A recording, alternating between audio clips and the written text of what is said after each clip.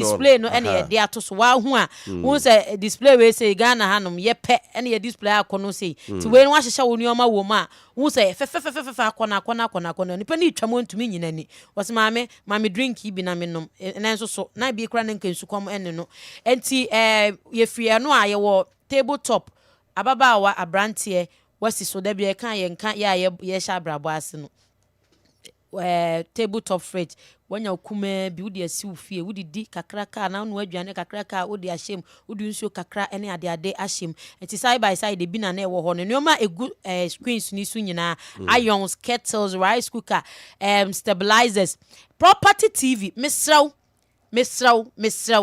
entena fie na nsori nkonkofo dem nkohwe TV anwumere no waka wo no ma no makwa hye sister akua na ne kunu dem ebia na be ma ekura pese one ne yiri di nkomo so no yiri o ma egu ho nti no wontimi kura nka na da bia ze hu aza chewoche wono wontimi nka nkyero ase ne ye kwa adwuma bia asem bia sia bese me ne me yiri bo nkomo wono o ma akwa kogu dem honom emfata wo hema emfata wo wura mesraw property TVs your inches ni nyina ebi from 32 ekokosi 70 65 inches ni nyina ebi honum mesoro betobi na chewo no baby akohwe TV ya no mudi watem but hunim onte enti no ye say normal pacho property ye wo standing floor cooker 4 burner 5 burner ni nyina ye wo bi honum oven and grill mesoro betobi na me se obi adwuma na emom na bidie no uko bi efie sa na bo se dan ne ho ni paint ni nyina yetum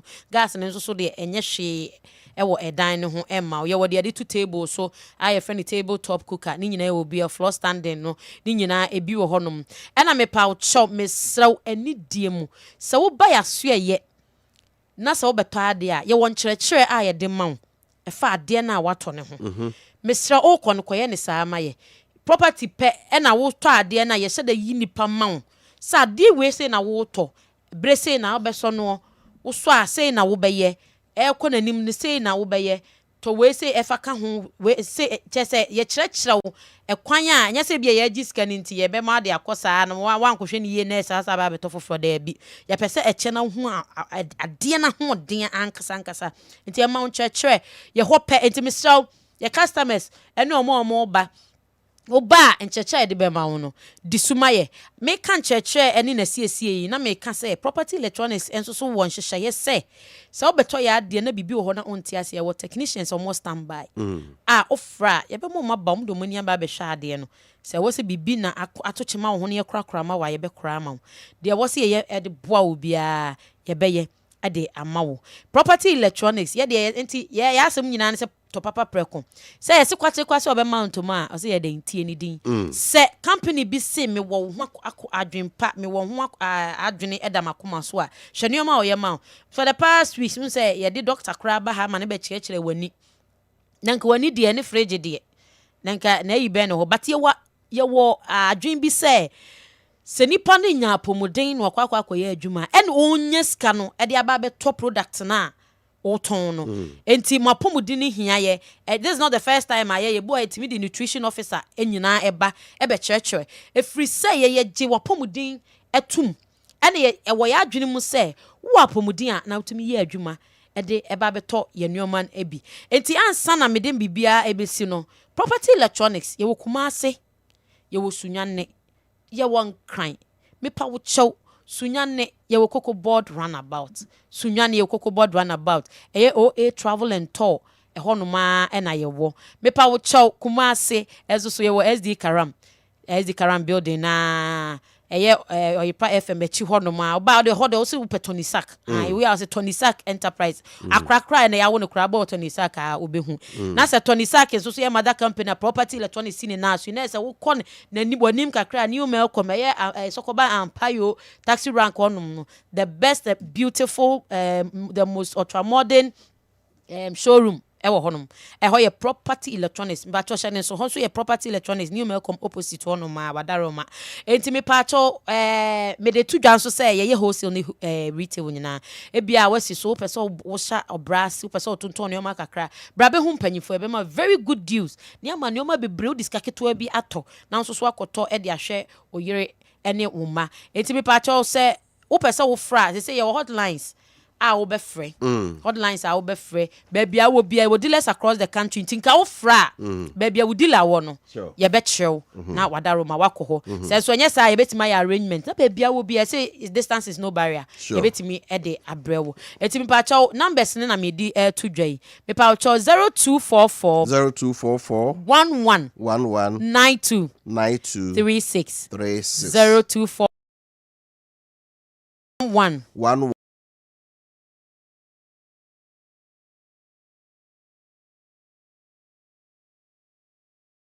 2924 and I said 0256 07 656 0256 070 656 na me pache bia wo enkran so a ana so pe wholesale for no mo so mo be frɛ 0508 10 8337 Sense Subio 0508 10 8337 so share so afidie ne so abon se numbers no ya e was screen so number bia obefa bia was screen so bia no adaroma obi ne obekasa na wabo property electronics any tony side you say it papa preko now papa preko for promo no kojo de o papa era say miss Alpha miss obedase ya mi shrapa right. Your man is share called property electronics from the second enterprise for full promo no home appliances no court na kojo de na emwa. Just about 45 minutes after 7 Maakye Jumedi on Kessben 93.3 FM Kessben Plus TV on Facebook here on Kessben FM. Our special guest on the show this morning, Honorable Francis Menu Adabo, former member of Parliament for Afuano South East. Obefia, heading come on a wide range of issues.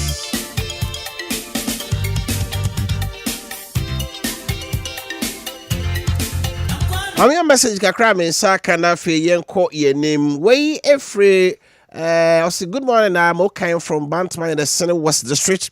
I'm smiling heavens for bill conditions when NDC goes to opposition. For MPP to succeed in 2028, we need a leader who can connect with the grassroots, has integrity and can inspire voters, create jobs, go beyond emotional blackmail and moving beyond the shadows of past administration that still linger in Ghanaians' minds. The perfect man for the job is Honorable Kennedy Ejapon. Let's all get connected.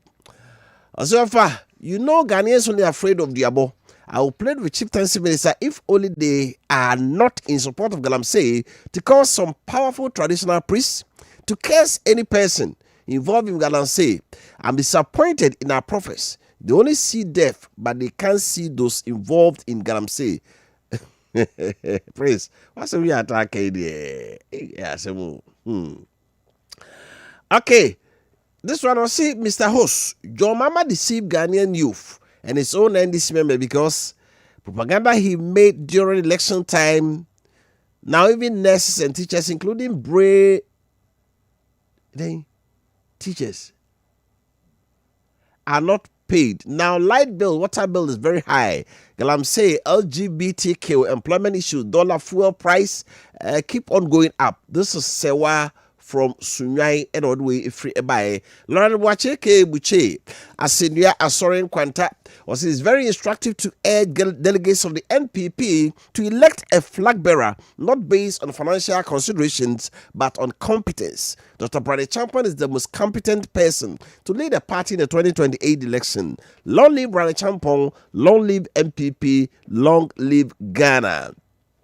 Mensa Saba from North Suntreso, a member of MPP Media Petros, Chairman to be arrested again. It's very worrying how the NDC government continues to frustrate private business owners instead of supporting them. The private sector is the true backbone of every thriving economy. Let this government seem determined to cripple it. The repeated harassment and frustration of Chairman Wontumi since the NDC assumed office is a clear example of how they are killing private enterprise in Ghana. Regards to lawyer Justin Kofi Appiah and Francis Adumako. Abbas Amogobo from Offenso. Chairman Wontumi should now face the law and be convicted for all his crimes. He thought he was untouchable, bragging about his gold bars, cars, buying football club for $33 billion, and his palace being built in Kumasi. He should now know that he is not a god and a mere human being who should now drink the water he has polluted and eat the food he has contaminated with heavy metals. Capito Goso Menshia. Good morning. In fact, MPP is the best and the only party which can change and transform this country. So we will bounce back with Dr. Mahmoud Bawumia to make Ghana stand on his feet. Again, regards to Honorable Babies Howard Kumsin incoming, Asante de offer, say, and you're not police for Ache Galamse for or to rely on Sutanoa. Any, Mr. Mampeni Mama say, or my own CC ho. Now when you rely no 3 kilometers a horn Emma or mine. Galamse for no. Okay, pa ke ubi asa kabisa ke pa. Teacher Kujo from Tepa Enyina Susu. It says Galamsey must be stopped by any means possible. The destruction of our environment and water bodies will cost the country more than the revenue generated from this activity. Our inability to stop Galamsey is due to weak leadership. If a law is passed against Galamsey and enforced, it will end this crisis. However, those who must pass the bill in Parliament are equally engaged in Galamsey. This Galamsey canker could have been stopped easily with just one military decree. Greetings to Chairman Wofa Kofi Appiah and Justin Kofi Appiah. Teacher Constitution from Yamwase. Anyone who says JDM and his NDC government are fighting against Galamsey is dreaming. So he or she should wake up. Their interest is in fighting political opponents, and if this is how they are going to fight against Galamsey, they will not succeed, neither today nor tomorrow. Greetings to Dr. Duchum Koka and JFK. Rashid Asakori Zongo. Good morning, Wofa. The 25-hour economy is feasible, so don't let the MPP lie to you.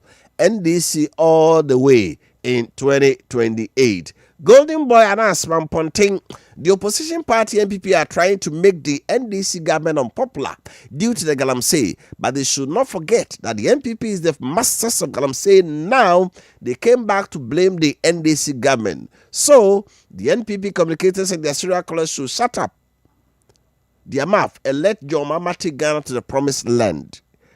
Okay. Befi from Bantama. The Tekwan Swahim MP original members should bow down their heads in shame. What didn't they say our Honorable Merikuduka? Duka. It was the Galamsey kingpin, but we didn't see such gross destruction, even to the extent of railway lines. Shame on you. Oyibo Boateng from Achuma Nrebehi, a member of MPP Media Petros. Ghanaians should continue to fight until we win the war against Galamsey because it's a threat to the nation. Say no to Galamsey. Greetings to Dr. Mahmoud Bawumia. Okay, this one is a glorious birthday. You come and do that later. Teacher Kujo from Tiobodom Adantasi.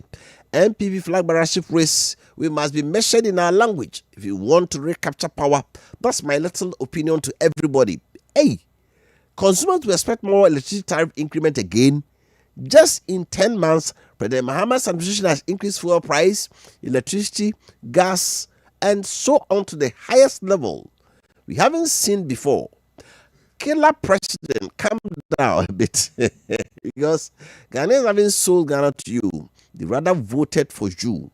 Written to Honorable Professor Christopher Amiyaw Ekufi. Hey, almost okay, say. Okay, I'm guessing say. If you can say be a legal vacation in tea. Almost resume.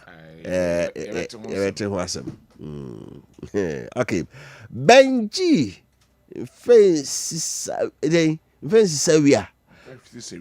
Fancy we are. And what troubles are. Okay. Fighting Galamsey against Galamsey not easy because they do the mining at midnight. So how can you solve it? Simple. You are saying let's have time it's a process that we can use to fight it. Really honorable wisdom. Osebu ama kunkom MC Achuma Wabieja. Okay. Daniel Coleman from Ahafo, Kenya, so number 2, Jericho. But the Mama must apologize to Ghanaians about Galamsey fight. Free SHS and Cocoa Price. He totally failed to Ghanaians. MPP will come back and move Ghana forward. Okay. Right. Kate, I'm here. Namitio. I am there. The medical can say, I am there. Say, you can't say more. A man 40 na omutumu anamo me ka manfo a me ka manfo bia hunu keke but a man penny for no eti na omutumu anamo da said the omo eka say womo amako say about 3 kilometers rail line ewo in Sutano ya chi omawie no the first punishment me message ne say say can e was a railway line ho nyina no yemfa masa nkrofo no na omonye ansa no masam no kra yedi a ya ba bedi ekra ewo court na baby was yedi omo ekuduru no yedi omo akwa akuduru. That is the first thing I make am say ene you hear the devastating nature ene galamsey no ede abre yen niema na chese ede abre ya asase na chese yetra ho na ye ne hwe saa na ekoso a ede help kese ena ede ebebrain ene and I say well yeah my Ghana me. So what we are saying is say yes, but to be very deterrent, Sabeyama Abba Manfo and Sokokona Bom who say, my treaty the Galamsey issue with the kiss gloves. Omoyachomono. The first step, Yamomonia railway line. In your buying, and also they should tax them. Railway line with my. And that is the punishment. When to me enough a punishment, you don't go to near the account, not yet the amount. Yeah, saying yes, yeah, near Jamo, or see a punish your account. But to me, yeah, not sentence or whatever it is, need to be account at the amount. Na omako yen tinka so omunye railway line say o mrebia nu eche say we go to railway line ka say a punishment punishment has to be backed by law you there say embra eche say we ya die we ya asotwe ni say court it me twa it no court be charge you with destruction of property no ho asotwe no bia a fine or imprisonment, term of imprisonment. And a fine should be equivalent to the betting. It has to be backed by a law. That is, and I am a form sometimes it must be fine, must be commensurate with. So, now what change there? When I walk as a union, but until see a bay mrase, a back is on in law is in Numo Judice, Numo criminal pona sine. That is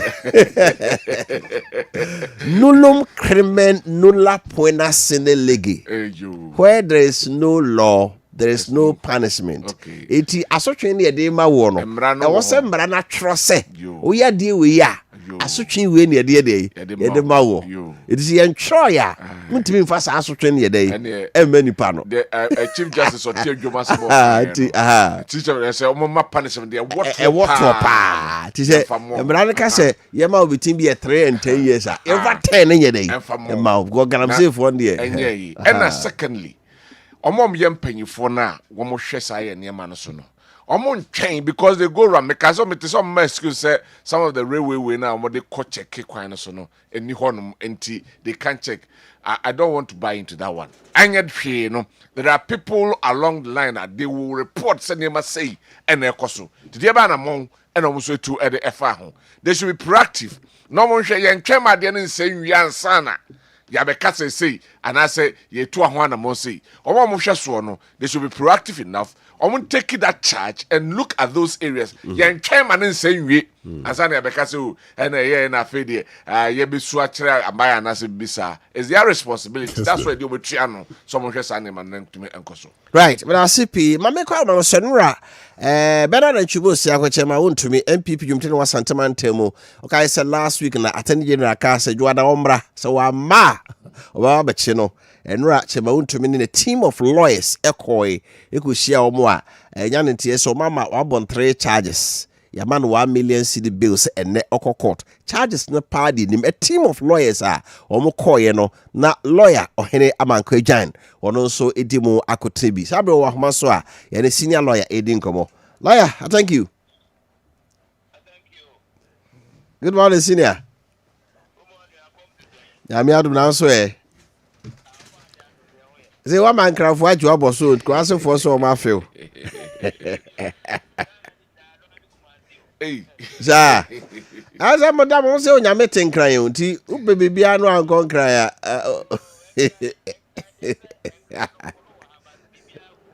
Yeah, sure. You try about being a politician, sniper power, one more thing crash. Obebusan was on my cry. Obebusan was on my cry. Aye. Like, and I'll say, what you saw no pay, and said not telling General Ton South French, and I want to miss a contam mining. When you dance, be a tiano and into Omra. Na omo person de famra kwan so you say team of lawyers a lawyer for a quarter na chi na udimo akotribe bra mo koye no de ne sie wo posifa so yon cry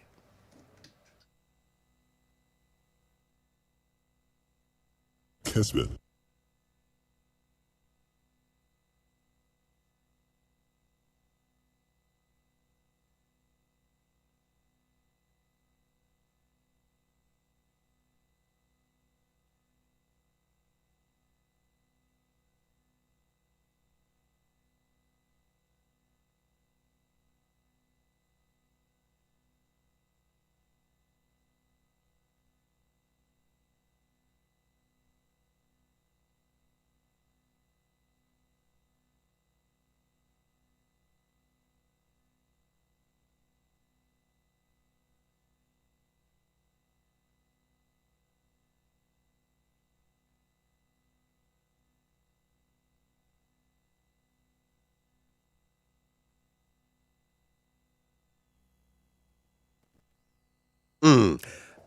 mukodu ye no kwadu a omode abo no mo ka kire mo anase bia na mukodu court a e na mbehu o charge sheet so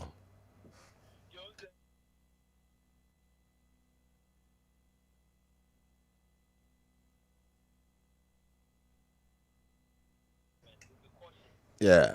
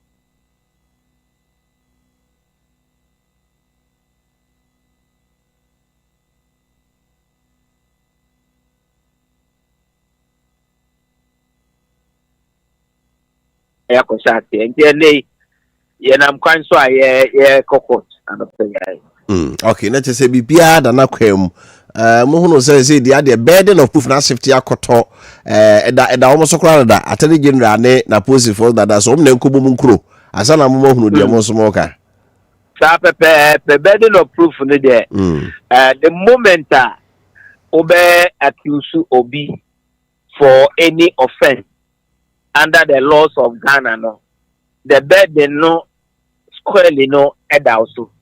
Because the Constitution now, the cardinal provision, Article 19.2c of the Constitution, no, presume the accused person no to be innocent, and they will say others no be pleading guilty, and as a war prosecution no, ubet me prove the guilt beyond reasonable doubt.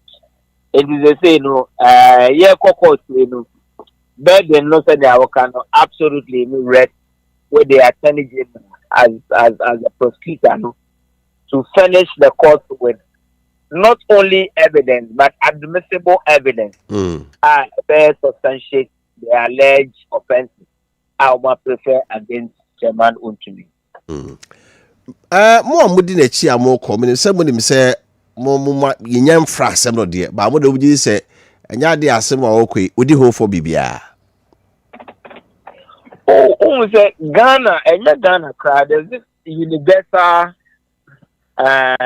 principle say the Okasa Obi Ayebia. Who's the Bempi, they're trying to trial in the court of public opinion, no. And then I say, hey, what's it? Yes, you could feel crowd, what say you, what's it? Yes, you are Chuapa, some say no, and then. But the Kobasa Kofa Adam Siankasa, etc. Asama wo kana no kwebra ebe pempi no behwe no na ebia enye saa ena na etie and say prosecution there and the police for the duty professional duty ni say omususu say the complaint be also a committee any criminal offense on befa embra kwanso na ya bo kwadu na mbra ne so onya bo kwadu no bia e de na dance ya Ujina so how the boss according I also confess that they say Ghana mra and say we are for na nyina the amount to me is presumed to be innocent of all the charges or more at the abono until otherwise proven in court. And I say in himself would the actually quiet the best actually be as no you know be the home come now we are two for so at the echo so. For God and country. Senior lawyer, I thank you. I thank you. It has to be at a pay. Lawyer, I am man giant any no equity in common. Now, a team of lawyers are Omode Bernard and Chibusa, which I want to me a chief of police, CID headquarters were in Cry Brandra, police for Tons from Senator Cano, a lawyer for no update. I want to be a chumaba police for Nabasuye Park case or and Radiano. Now the two you could the other different baby. On that, I want to make us say, hey.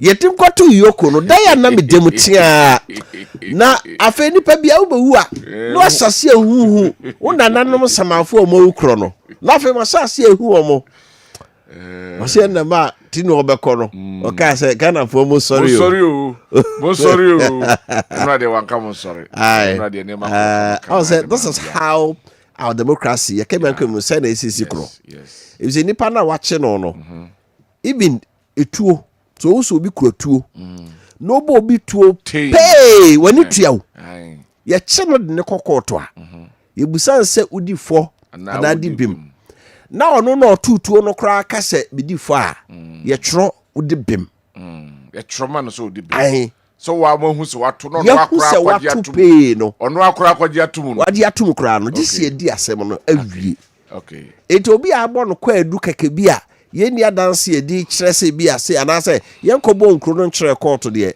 so wotwe na so at that stage na eje se wan fa mara anye de anye adwuma edi say na say ye ti yoko de ne de otum say it was very bad tina doctor you afri be ka say na ensakesi bi di akire because the treatment I would to be the man na de enye yoko fo no ankasa because wodam na wotwe bail condition no onya bail condition e kra no so mo be grant ya man no na nya agro yi na ojafo otimi kra nante but enura de invite no wakọ atwara no asem 1 million bill gofredame former attorney general ono so ko ono so kopie ho a ono so ono rechi japade no on say ono no baby asem no akoyi kai ma no ye nkomo a ono rechi japa idi ye wo mobile phone so na technology ya ba no koma no odi minise no onim se he was being recorded japa record nkomo oni die yeah seven no ambulance seven by no pan no say car na say car ambulance pan no car na atofo sem ko fa ba ambulance no no na Japan na mu asaba no wo odi akoma posifo on sama no odi akoma posifo say de oye ne ahumum na uti nrago fredami aloyafo a omo so kire say wo Japan no na okodwa to a o cousin yeah justice Yoni Kulendi say on friend say attorney general no nkabi ma okay so etie na wasan to ye just Kulendi crowd no front nya no nko confirm say yeah na so ye penny your friend no call ya na Japan buy ena chese ono ka asem di eden na wo ko hwe a chese test person na koso nyina chese wo pese obi ka bi ma wo na now he's also turning to say say so and was a team of lawyers ya omo enso di akire ko na bi say 70 bi say 100 enye asecretary akra lawyer try bo deputy former deputy attorney general ha yenti di obra asem ko so we political motivator omo time no omo time friend say Godfrey Dame keke akwa so time and yase keke ndina omo de fast akwa so na some dey much ado about nothing. As you know, the former AG was invited to the CID this morning. We got here around 10:05. We have to wait for about 1.5 hours. Interrogation just started. He's well composed. He's ready to face the interrogators. And at the end of the day, people of Ghana get to know that all these charges against are pumped up once. I mean, the former AG in his office as the AG started his duties with all diligence. I was his deputy, and I can state without any equivocation that he has done nothing untoward to merit this kind of charge that has been brought against him. But at the end of the day, truth will stand. Truth will stand. Godfrey will be vindicated. Purely political, and I think it's also coming out of dislike for Godfrey Dame. The complainant in this particular case, he knows deep down his heart that this matter would have arisen if he had not gone to see one of his relatives, the Supreme Court judge, to speak to Godfrey Dame. And so he knows that Dame is innocent, but he still wants to press it. We are ready for him. Godfrey is ready for him. People of Ghana will get to know the true facts behind this stamp of charges. We a former deputy attorney general ora afetua yeboa ono ka lawyer for kukuda for broad yoso omudi former attorney general kani abale apeni Godfrey Dame echi e dey call police CID headquarters one cry for akwedu arochija pakobo no na omo enso ekutie senwo aka o chese we yetehunu bi akeke enom ta Godfrey Dame yesa time case no trial na nkase ekoso no say issue by ma judge no ebo asem to go why now? And I was for BBO. Dr. Kenashigbe leading the fight against Galamsey. That's some more can I say we entitled small scale mining license. So we must open license against small scale mining. Yema embrano emunye ding. No no gidi is small scale mining license ya ni bebre no. Enne ka ho bia ma ebi no mo jekrata no a omko omunye dwuma ni yie. Na ma enso ni esas no eseye. Ono so eti di okai. It is best practice for the award of a mining license to be preceded by exploratory permits. This enables the miner to have reliable information on the mineralization of an area and decide whether the project is profitable. For small-scale mining, Minerals Commission, you do not require applicants of small-scale mining licenses to undertake exploration before issuing them with a license.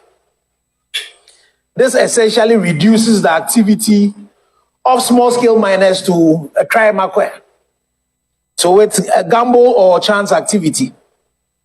The government should provide adequate funding and mandate to the Ghana Geological Survey Authority to provide basic exploration services to prospective small-scale miners at a fee. The application for new mining leases should be accompanied by exploration report from the GGSA that justify the viability of the operation. Minerals Commission should not process any license where the mineralization of an area is not sufficient to support profitable mining activity.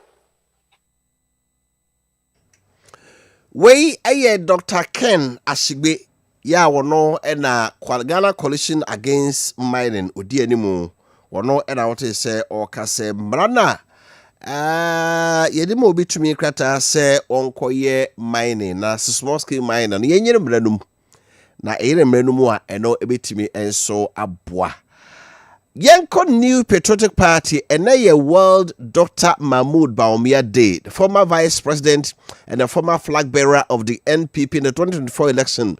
I Dr. Mahmoud Bawumia and a Nauda special birthday to him.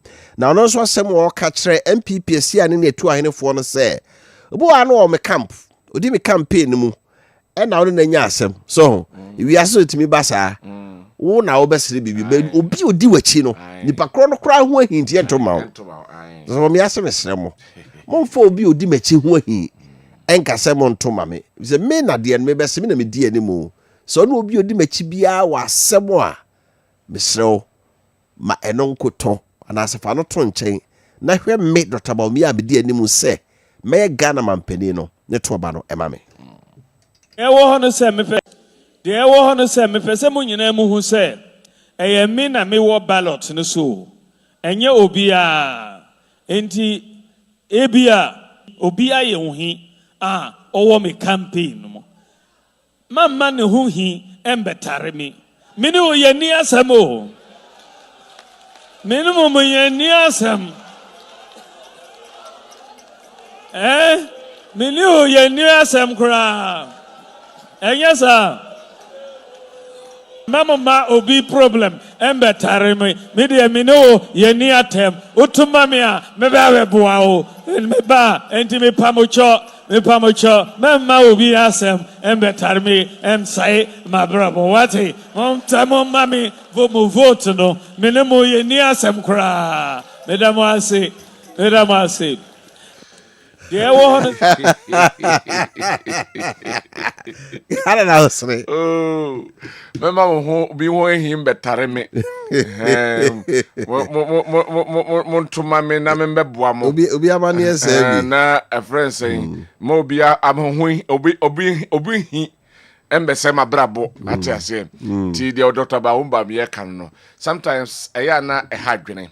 Titru omo ya na edi nipa na chin nyese nipa na bia no ho asem because ubusa say Dr. Mahmoud Bawumia waye there obi enya asem bia nka but the ombeka ne say oh asumesi ana so omo metwa no ho ahia no nipa bebre na omo defect call the other camps no mostly omo din koma sa na ya na omo ka say omo metwa no ho ahia no omo metwa no ho ahia no and I think say no na wahu no a ene ema wo no so eka bi say mo obi ho ahi Emma Messano.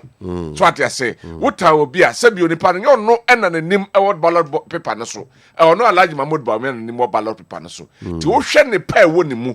Nasa Obasho be where he, never man the panel won the mono, and obi where he to Oma Nipa and as a Ghana for.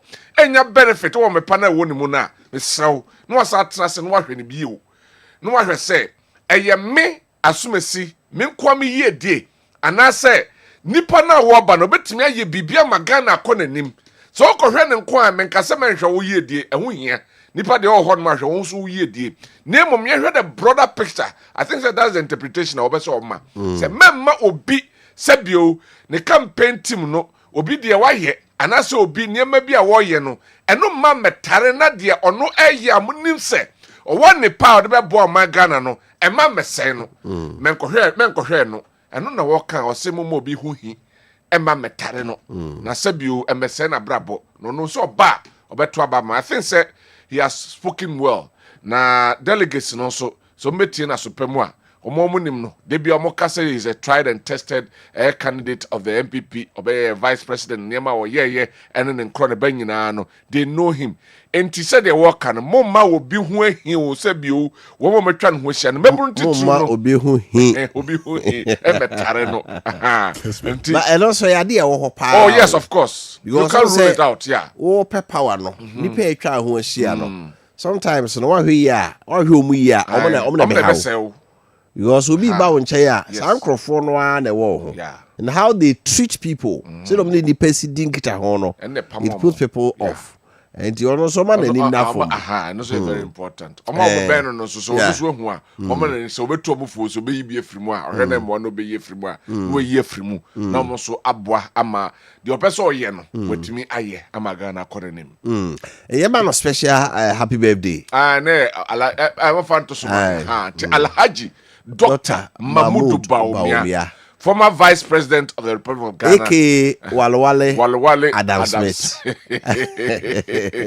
And then now that Asembe Gate. And Abetifi Elon Musk. And Walwale Adam Smith. So Dr. Alhaji Mahmoud Bawumia, former vice president.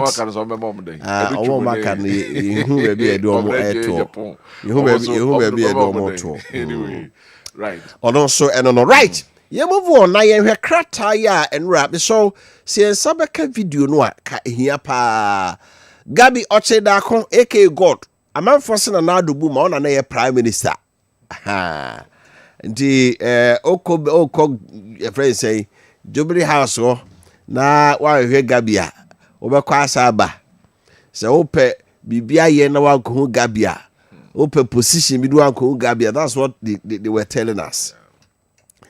Gabi Ochedako say muntie ni yo dodo amu Ashanti region.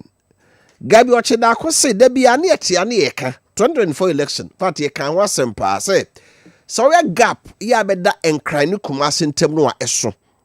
Fi Kumasi ni nkran de esen kran esene Kumasi de nanso ni say ye ntem twe bebre won puntuo mu esa. We flyovers ni interchanges so mo ye no enkran a. We fro na bedu Kumasi obisa say it is the second largest capital pa ni Kumasi. Kwesi amu akwata na ye Rose minister so afọ we akwan ni akwantempo so. I was there myself 2021 after election 2020 no oba regional coordinating council. And o ka say MPP ya demudie e wo Ashanti mem ha. Inti Ashanti mantam de ye nim hwamo. Ye be ye 5 interchanges e na amamo. Agwaga Junction interchange, Airport roundabout interchange, Swami roundabout interchange, Bekwa roundabout interchange, and Santasi roundabout interchange. So mbe ye maku enum. Ebra ye to aba ye beto aba 2024 no na Swami interchange nko a ene hu se aban na hyase. Ye om ye fan se flyovers ne access road om bie kwanum. Interchange na mu kra de om maso. The near Cassenti was Senoa, Mampena Nado, or my Rose Minister, Kusiamo Aquata Beshas and my say, obey in touching Makuma Kunum no ewo hang. Ye who bako crowd to me a wee. Dakoya me do for that dame. Nana Gabi Ochedako. Over the weekend, it is so by. Not some more kind say Asante Maye. Some more in your flyovers. More in your interchange, it was Santimantemua. Mofa subo no moa momra sebedwafo evi se momra sebedwafo no wo ena eba se ewo se yeye flyovers ni interchange no enso no wo yo mo adwen se da bi ye community rules ebi am ye MP oso ame me MP ofuru krom ya kwan wo ya bro no so nyina no enye idi ade na monye ya kwan no mayen ansana mabeye flyover na mokoye ba ko musika kraka ba ko si ho a eye tenten kase pa but yakwan kokoye nkro ne abro no so onye de a ende ye besrese mo fa sika no enkoye mantemu ne abro no so akwan ne mom na munyai interchange ne flyovers na mobeye no according to Gabi Ochedako osimra sebejafo wa santemantemu omna kachire aban se na nado obese edi nkunimu a koye ya bro no so akwan oni enkrofo osu na mu giant flyover ni interchange na mba Gabi say na nado diska no ekoye sa ade no emti na ye nya interchange ne flyovers it was Santemantemu. I have the video here ye bebo sempa Gabi Ochedako kan no ama mamfo ate na obeka asasem no koye no ano ena mrashabedwafo a omo Santemantemu led by Honorable Kwame Anywadu Enchi MP for Asante Achim Central. Oni ni nuanom. Omo so fa akrata ena omo kuruchire so. Omo de abase nsem a Gabi Ochedako ka no. Ehuru ada sem eni nyina so be baseless. So baba be gina na da be no Gabi Ochedako we gina Santeman ho. Ya ono na ebe ka kira Santeman se momfa sobo mo mra sebejafo se wo mo na me ya anye flyovers eni interchange ama mo sika de be ye no omo ka se fa koye community rules ye fa akwaye kokoko wo mu nkro ne abro no so kwame anyi madu antwi eni mra sebejafo Santemantam je se asama Gabi Ochedako e kan ni nyina o de yenkotie Gabi mra yentie Gabi mra it was some cocktail party bi na no mo ya yenkotie Gabi mra na iba na the MP response so de aba no ye de abro yentie no. I heard somebody saying Ashanti meeting said, we let Ashanti down because we didn't lose their votes. NPP let Ashanti down because they didn't have flyovers.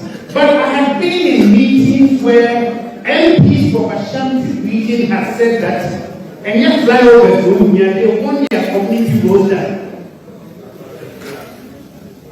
And in politics, you are supposed to give people what they say they want, not what you think they want. They wanted their community roads.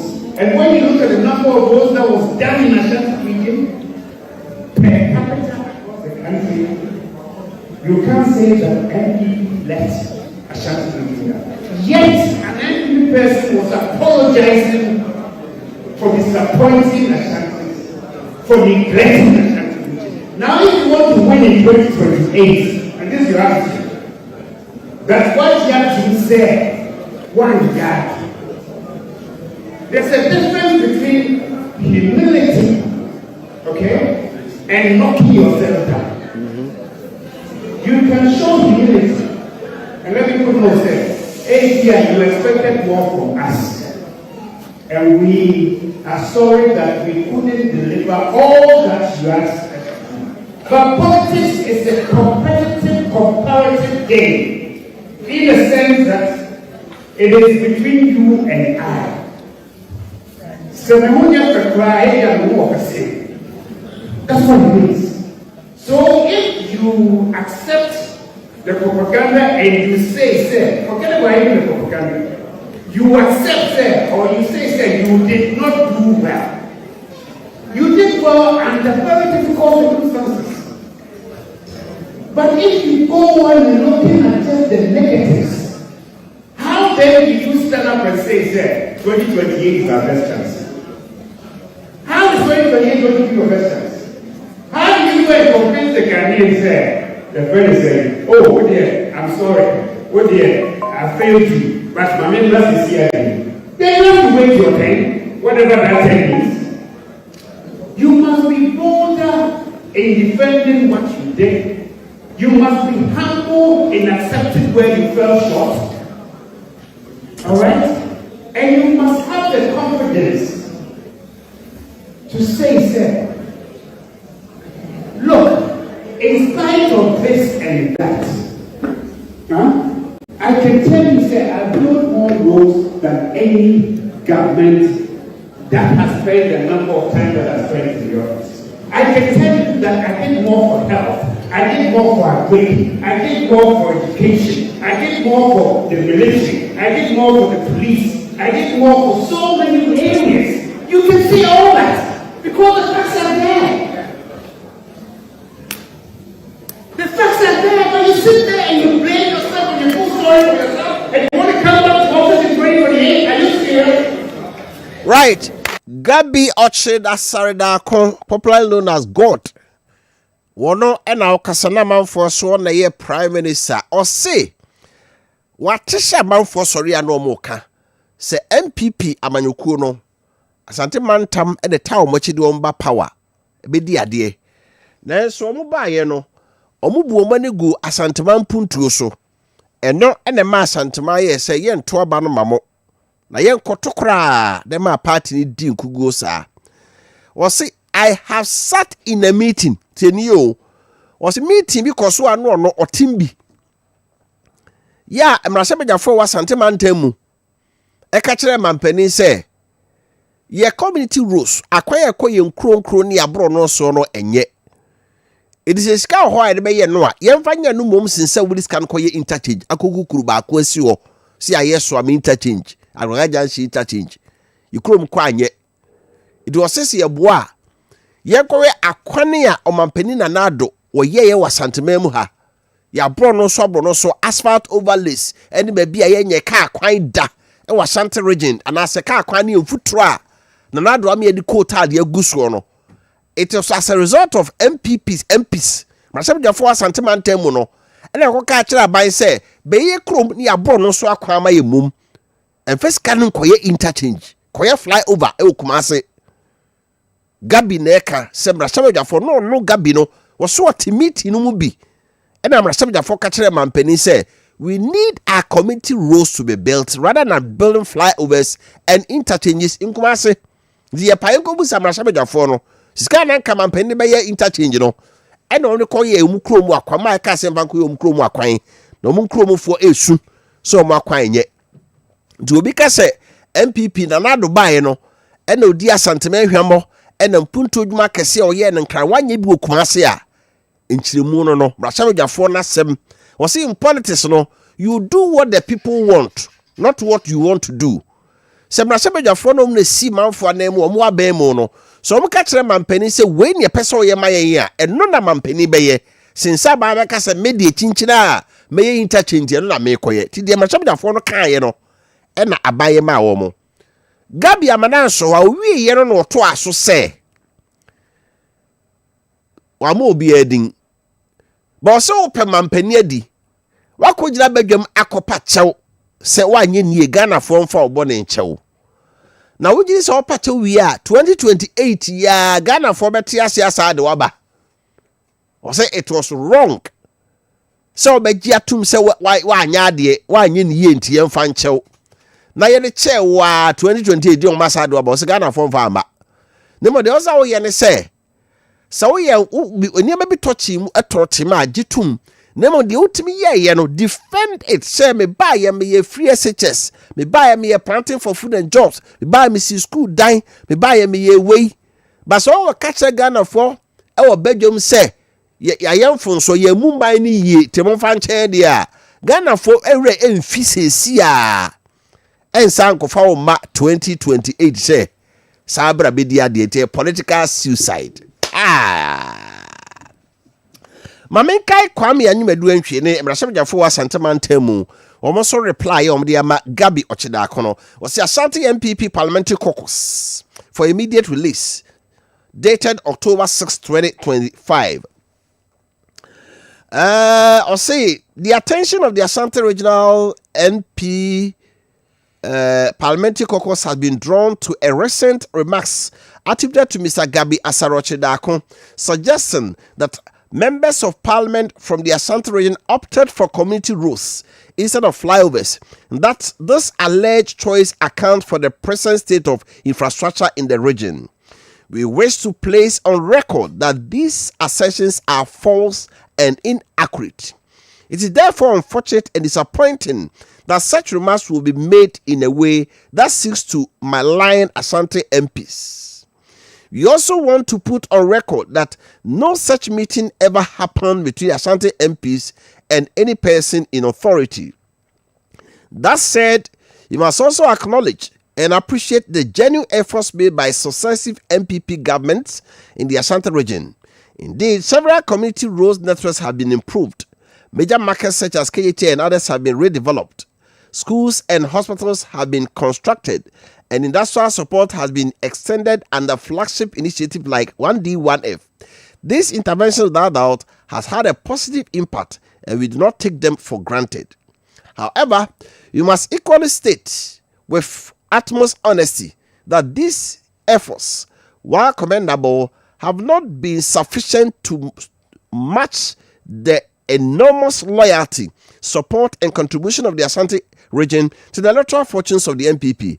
Our people have consistently stood firm with the party, and it's only right that they should see this loyalty rewarded with projects that reflect their importance to the nation's political and economic architecture. As representatives of the Asante region, Asante people, we reaffirm our commitment to continuously advocate for transformative projects in the region. Asante deserves not only community roads, but also modern interchanges, flyovers, expressways, and other flagship infrastructure that can drive economic activity, open up communities, and reduce the burden of poor road network on traders, transport operators, and other citizens. Okay. Omunwe, the Bible traso amount. Part 2 no, hokrani here we no. Okay. Or say, in the spirit of continuity and progress, we assure our constituents that the next MPP government will do even more to correct these gaps. We are committed to ensuring that Asante receives its fair share of the transformation project that will improve livelihood, expand opportunity for young people, and position the region as a hub of Ghana's industrial and economic growth. We therefore challenge Gabi Ochredako to produce strict verifiable evidence of such requests from the Ashanti caucus or withdraw the statement without delay. Anything short of this must be regarded as unsubstantiated commentary, which undermines the unity of the party and disrespects the people of Ashanti. The Ashanti people deserve truth, accountability, and results. We, as their representatives, will not allow them to be used as scapegoats in an attempt to mask the lapses of government. Rather, we will continue to work with party leadership, the executive, and all stakeholders to secure the development that Ashanti rightly deserves. Signed, Honorable Kwame Anyumedu Entry, Chairman, Honorable Vincent Ekwasikuyo Esifua, Secretary. Ebusiafo, the mapoto wo kas brofra semu nyina ne se. Emrasha bajafo ye wasante mante, mo no so o mate. Se Gabi Ochredako se mo MPs, mo nam ko ka kire mampenisi ma ye nkurase ni mantemu akwan mamo. Ni enya flyovers ni interchange no. Omse nya no kre. Se meeting bia koso amampeni friend MPs wasante mantem se de he ne enya mamo. Eno nka so anase bia mampeni ka se be ye interchange flyover Kumase. No so mampeni jai. Never scan be ye krum akwan. O se indeed. Akwan na mampeni aye bi pa. Ohwe aban ba ye na. Waye yakwan kokko kunkrase ne nkro ketua mu ne abrono bebre so. Ba Asante mantem pa ye to aba se de omchicha MPP akin de. Ko mu hia more than that. Kayo Asante menya brosa. Na Asante menya amrosa.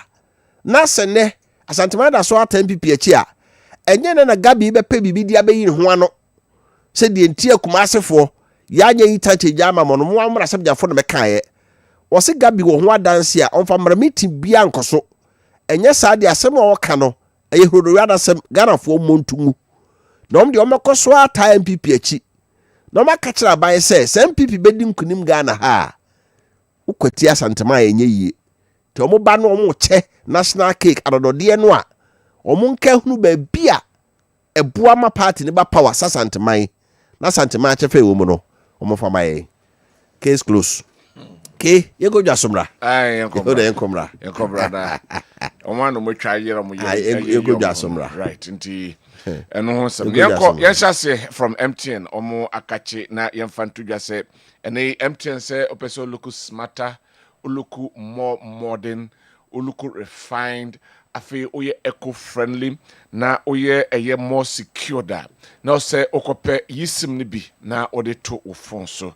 Ha mo he na me check *#06# *06# check phone na no so oh yes media no dem kama ti me kwa ko gime de sisi and also check o de no *#06# na ohun se numbers be 3-4 be lines ababeto so na wakoma MTN app no so anase watimi akọ na fe watimi edi process na chia na so watimi akọ seamless no HSA enei phone no se munhim na nso lines be mienu anase miensa betimi ato phone ba akoso fa ho ne chip ahodo chip slot ahodo a ewo ho no fa ho betimi ato so na chese bibia akoyi enso e de ma dial 100 anase ko digital channel no so na enye ninkita ho anti ekronagu so ka say yellow Thursday no se unya ema bia na se unya nye bia na wa ha ho fi se data o mo de che no edu ya wada na to data de obeto bi echemu nan ni aside ba akwa ka bro be ka say 25% bonus na mo de ma wo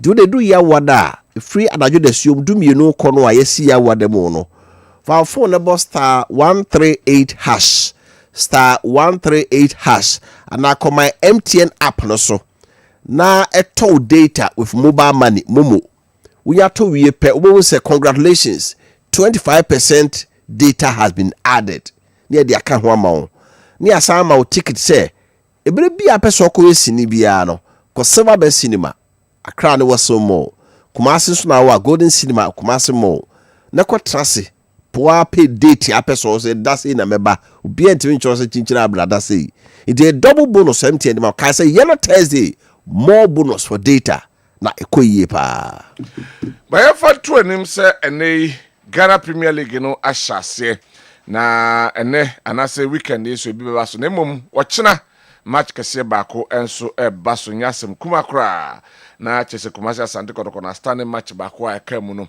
ochina eno so baso enwumre ewo eye babayera akopramaso na Kessben media and crying any kumasi nyina de commentary mu hwam bebrew na so watch de ekoso nse Ghana e football de ye mfani agro weekend so de oho no ye de ebebrew nyame admo chana so Black Stars so gina kono one a Central African Republic bo World Cup qualify ni nyina no ye de ho ensem bebrew to commentary mu da ho na hwe na se boni bi animu a na wa fide na ka 93.3 and 92.9 and cry na watie bi Christianity Got Talent we mofra akansie Christianity Got Talent ye mofra no Nyankopon adomache de odi adua wo mu no ene ya hye wo Kessben television so sakora wonim nwom to wonim wasa wonim siniye ene bibia de hye nyame enmonyam bia no ono somra no beda na di nti bomode ya kai se adwada nwumre no nwotwe bia adwada Mr.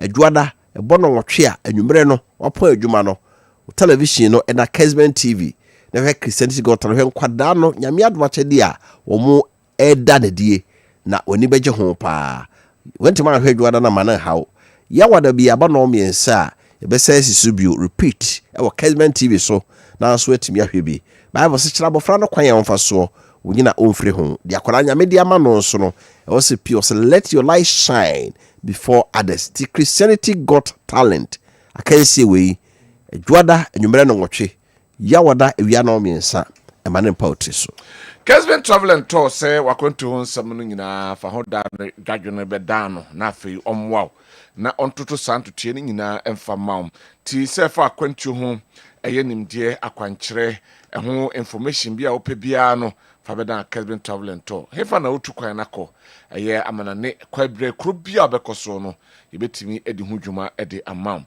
ti say ye hotel na pesa reserve na ticket na pesa reserve edi maw anase ene flight na schedules no kra sen ena ho ensem etie manenye odadwen wate bra Kessben Travel and Tour we aswe no ewas the house edum kumase first floor ho ene ewo na ye ninkita home na the aba ene se ene yama credit our ticket ho hanti utukwan yakoba bia nei onu ye betra se be hye betimi ama credit our ticket ho ho ka no ye befa na ya ye hye de afa ho ukoba na afei wodi hye no so no watua ka no for 0209 434999 0209 434999 na yenyo so Kessben University College Sugu so kai sua from we senior high school mo pa admission akọ university akọto audition so momra na course o ye endorse Bachelor of Business Administration o me accounting marketing human resource management banking and finance o me Bachelor of Science in Information and Communication Technology Bachelor of Science in Computer Science and Entrepreneurship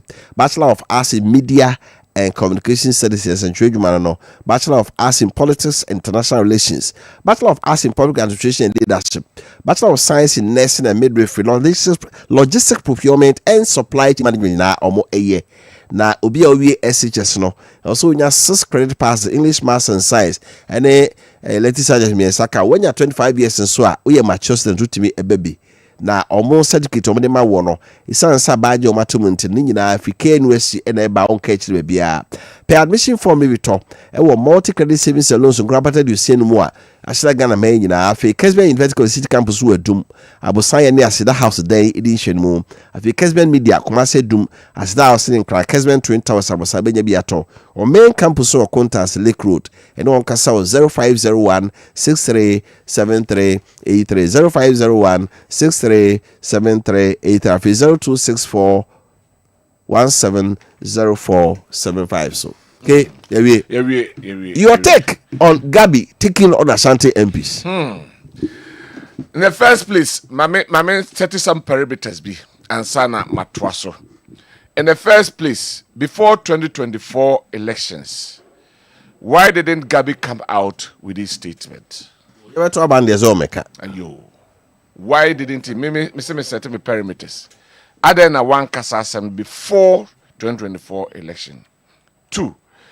Before 2024 elections, na yeti meaning say or radio station hanoma na Asante Mantem titles and trofo ebo MPP aban echi enam say omuhunu say na wadi eyega modi Asante man inamo. That was it.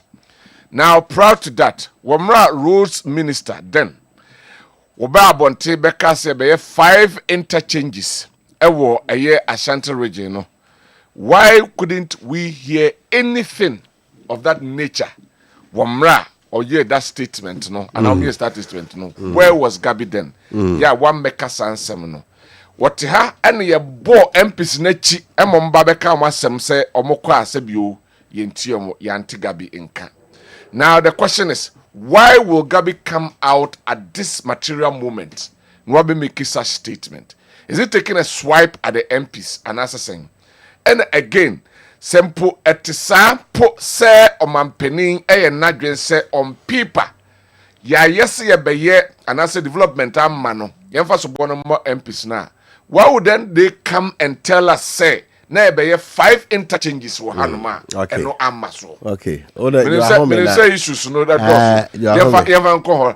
Ye be revisit wofa. Na honorable na. Ye be revisit. Obi yasem na no. Obi ya no edi amaye. Kewedi na atrin kan no. Honorable Francis Menu abosebe ka no.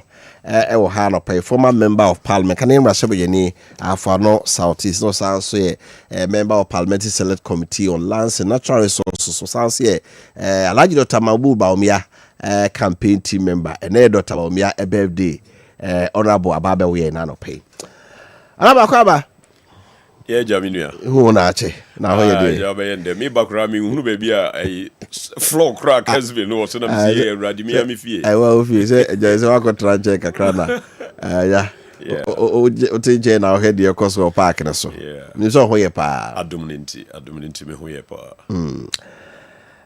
bi ni be bia we shase free say de Gabi dia to so yi o say so ye hwe anyway ene Dr. Baumia a birthday asebe na oka Medasi doctor onyame enka ho pa onyame shira onyame ma wo ahoden ma wish you Facebook ma wish you ma send message amawa ankasa said ne onyame no awodo ba ya wo manne ayo birthday no onyame na onshira no wo ma wo yokodru honhom baby awodi wani ahwe no onyame shira no ma onkodru baby a opese odru because Ghana need also nti doctor happy birthday.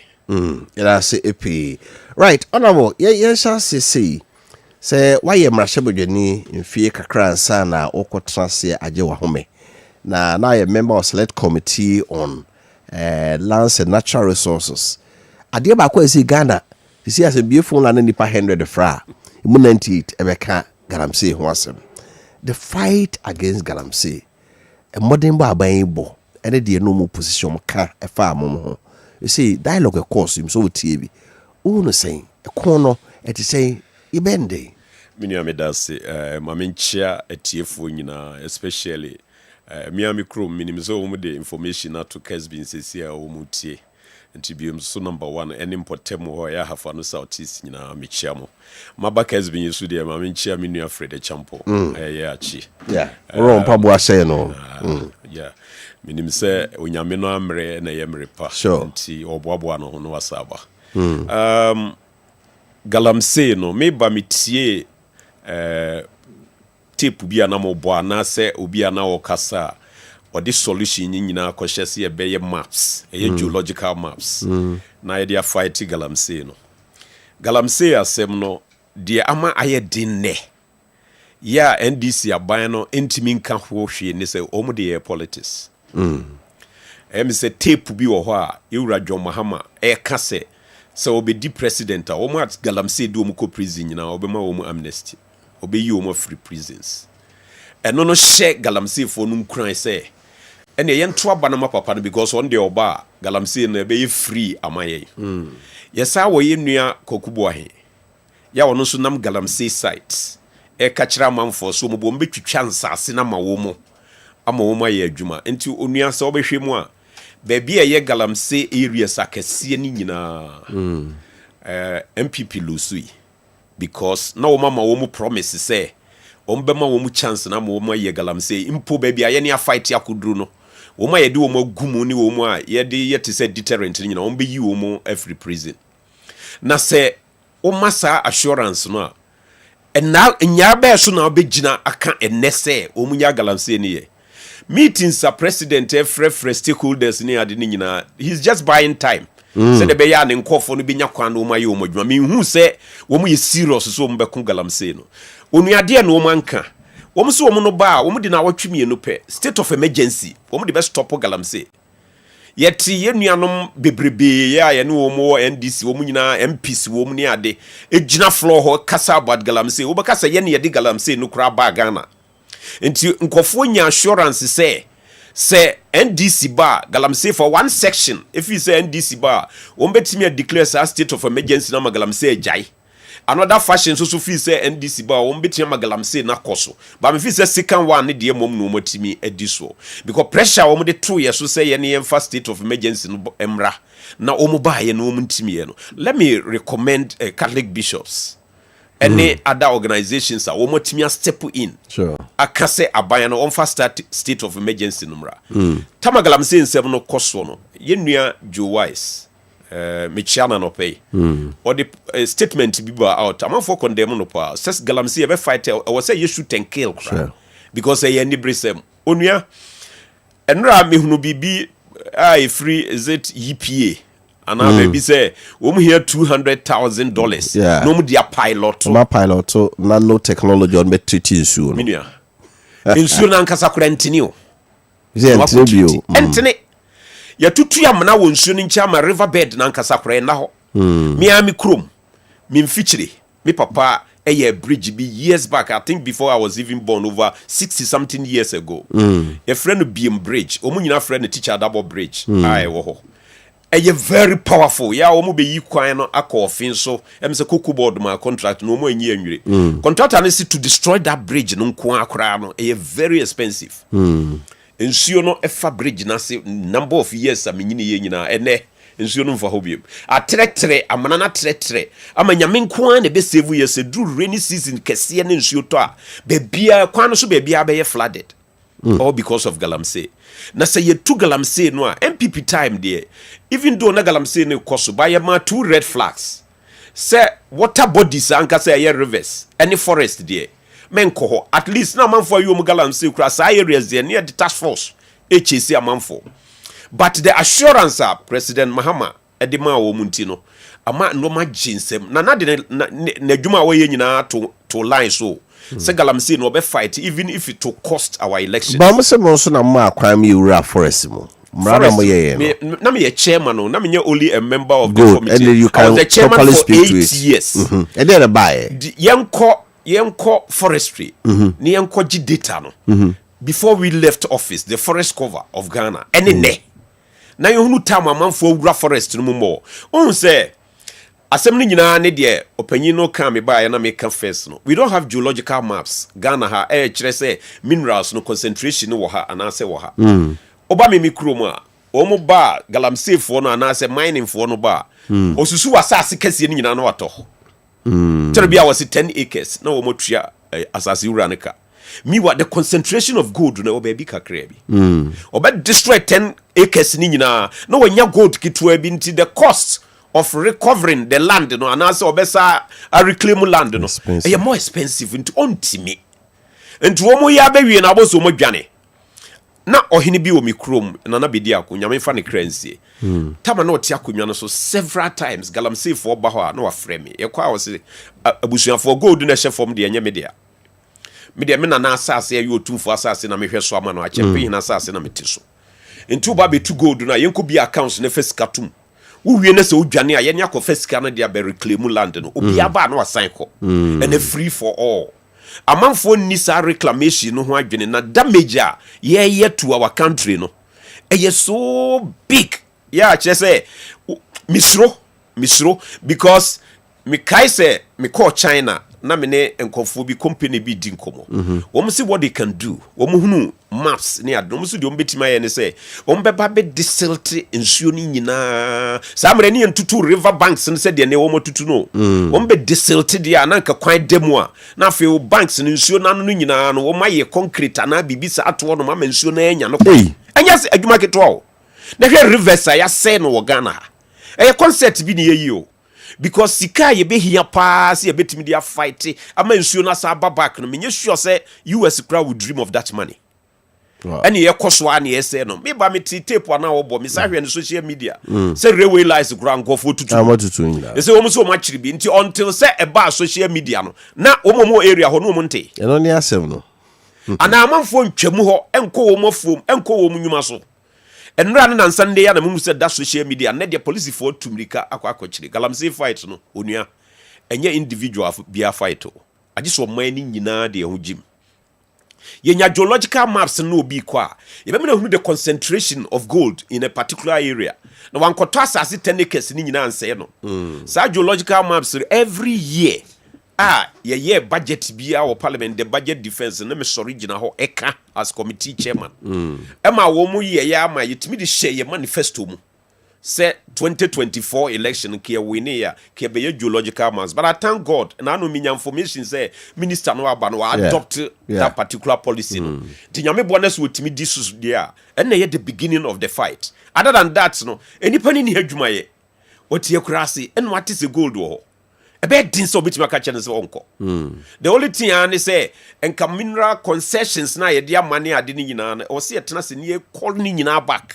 o se yetwa concessions na wo ho ni nyina mu ye small scale ne galamsey ni sa concessions ni nyina o se yetwam ne ye geological maps no before we give them out na concession ne bia nim bia gold no concentration no ni minerals aka no anya sa ne ye mo mu kwan se free for all 10 acres no 21 say ni nyina ese ebeka kakra bi wan hwa me krom kra ebeto aduane because ensase ni nyina rapa ye dosomo ne adede me constituency wono ba bia ya say no me hompo a start ye nche ni I'm thinking of western region any other places and masa is a big problem a very big problem okay say na do breso ba ye stop bibia sa ba ye sa start be ye no the same kojo so unim say NDC started the propaganda normal say ono so wouldn't want to hand over to opposition enti mamra ne ye relax kakra ye wono dia wo ye ni nyina achi kra no hwe se galamsey sites no almost all of them we lost the election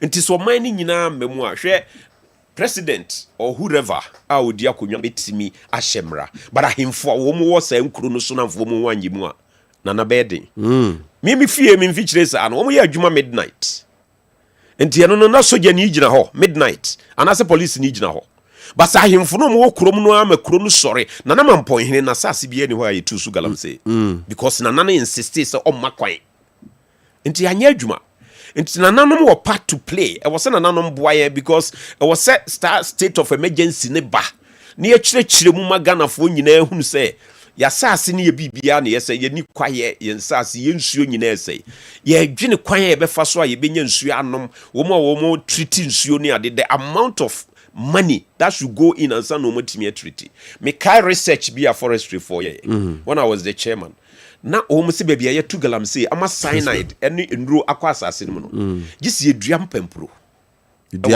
so yes na twi cyanide ni free a form honum a number of years sana asase no kura wudua so aduane dia ayi serious opinion asem no ye kan say concept a very serious I was see yetimi enya bibi ne ye anya saade a ye befa ne se nkofo bibre be fira adwuma but se adwuma wo ye ne nya adwuma beboa wo man there we have to risk and let them leave their work na yentimi structure ne ye se ne be ya concentration of gold no ni minerals aka no was some small area nyankopon de gold ne cheye but wan to ampeti Ghana ba bia sa okay at least mahunu maps me land surveyor geodetic engineer nti area surveys ni ade nyina me ye bi geology for no wo de satellite imageries and be yes maps na maye enye bibia di ni bia but they need money na wo matimi akofilled akoye ground truthing aye bibia hu say concentration na hade wo ma obi prospecting license a ne saka ya no start itu ese wo prospect obako no to gold ni nyina awie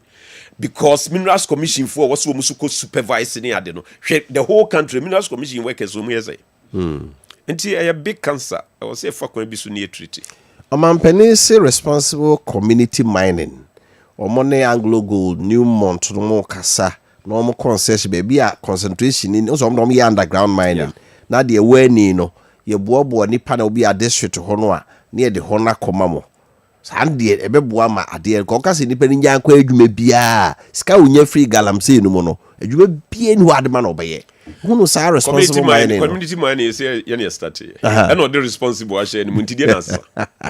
Me constituency community mining, ya you be ho. Yes, anye bako kra. Anye. Because yet baby I want to cry there rocks bimu near day. But wo mko ye na ye hu de sa community mining no kokusi. Enti community mining o said you. I was see nya policies ankasa e be guide ye. Na ye ma nipa ko ground ko stop wo mo ye illegality. Because you nyina say yo. And nepa me pensua eni ye krogin ba ko Ghana. Just will be directing mam ko we bi o baby bi ni o. Me na makra road so me drive for ho se me play mo baby aba fe bia abonsensu ni nyina aye yellow. Enti e dini u change di no I am responsible say whatever community mining any community mining I dey crow. Mampeni say nipa be 4 million livelihood. Enti ye ka say twam bibia sa dia. Na ye ne time no mu ye 1 million kra so was state of emergency. Okay say ye declare state of emergency. Enti wono so won declare because there's a population no mu ye adwuma na do so kra still assassin no mu say no. Still ensuo no mu guso say no. Enti wo so declare me what the politics be ko no maybe mu na at the end of the day be say abatros abesen ukom no eno ni asemi minim say we nye e be a discussion for today but e dia no man can find LGBT class whatever e dia no man can o mo ba ye na fe de mema ni mema ware no eja ogana ma ni ma ware eja ogana say de no mu fi say ye ne so ne de nipa anka say timi akogina Independence Square mema mienu akoye kura sa the video abeto social media ntia no de no kan fa ho ada na civil societies ni nyina ye din enti na ya MPP di akoto de ne bodwe ho ana se no mo ya ma MPP free power na NDC aba no the policy fufuro bi aba ene policy na aba no enti mo me follow politics ye mfa nko no manyina mu wo mo de mo nya chance kura ko UN conference e ma ne ye sign treaties o support LGBT ana se o support we abstained enti o ba bedwa wonu ma kire Ghana for se wo de LGBT Q plus one de won ka ho mi wa no wakọ conference so na bibi wo ne sign kire se won ka ho ampa so no wadwane nti asembe na se wo ka kire na nado because in the constitution wo say Ghana no ye mra no a same sex marriage nti that was enough kurasi ye bekwa kwa LGBT ne no mani nyina but wo mo insist because no more political gains efrimu Christian societies, Muslim groups ni adi nyina afa ne say ye ne ye gays and lesbians. Enti wo mu nyina ka bo mu to aba enti abosome nkono no. Pen no a wode san no onya bio. Abosome nkono pen a wode san onya bi. Enti Ghana for say obi ye politics. No ma all the fake promises are. Yeah, mommy yen try say you better record promises. Do you think we can ever win the fight against Galamsey? You be just more politicians, more need political will.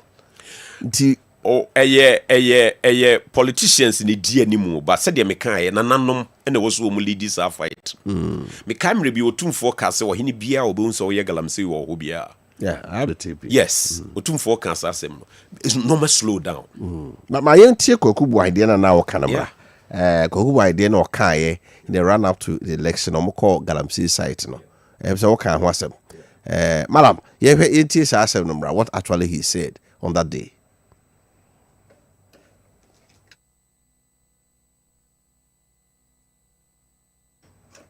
Okay, you make a quick video. Nti na wo ka hemfo no de me ne DC baako MC baako di nkomo.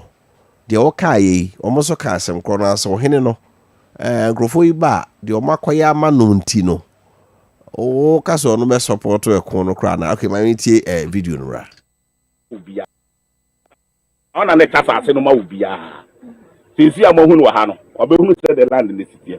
Obeka na meboa after on the 11th that way on the 7th no and she say ya wo ho e de mam because no ade besa akwatena ho say de be ya yenu anu mo bre o mo ya dwuma che kakrai mo so de nya sa ase ni bi na so ya sa e de machine so ase wa mam a obekọ akọ han na so de aba be ya dwuma na so do krom no nko ko so ayede e di hie enti wo kwa akoto aba no a e John Dramani Mahama e too direct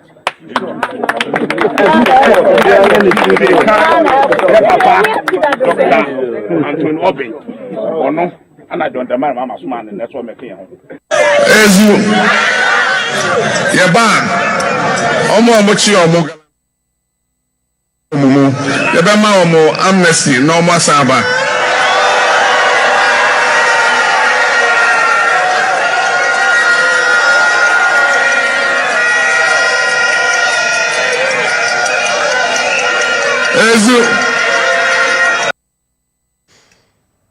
Enti minua o hwe tapes mienu ya. Moral rights be na NDC be nya so mo dey fight galamsey. You have promised them. So but you chance asena ma wo mo dey aye adwuma. Na papa panyin no asese ye de obi atomumpo e fa galamsey ho a obeyi no. Enti omutimi because omunim se samri ye wo kase wo de mra kase bi ba am ye dey fight galamsey na je 2028 wo kan election no. That's what they are thinking. Election no obi aba. I don't know much.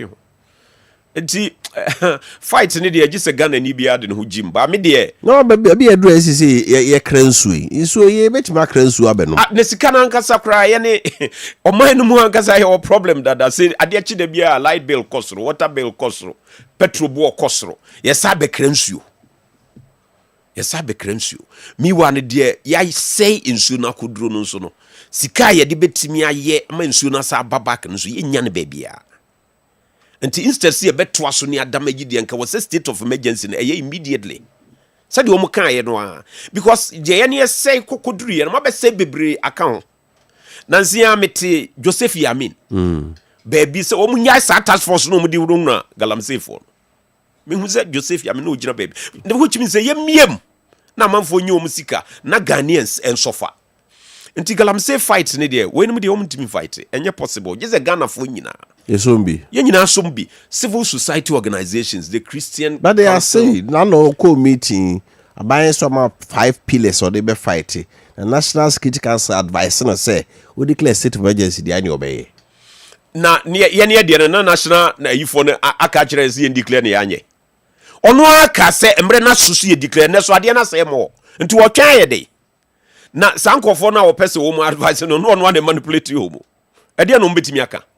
Enti ano de what they buy time me hu say opese ne nkọ for no promise or the ama wo mu no wo ehu say wadi ne mra so enya de aye ni da no so in any day so betimi afight galamsey enye possible right now honorable I remember so ya beto so busa of na wuti na hwe ya ne honorable Francis Menu Adabo former member of parliament Afano South East and Edingo but now osaye chairman of parliamentary select committee on lands and natural resources Edingo bi semra so kakra ma rabe ye governance in general abeba ya bosome enkronie omoche se sikasem no eniema ekoye niema omototo no de omodi mfie wotwe se no omodi abosome enkro abeni o kan say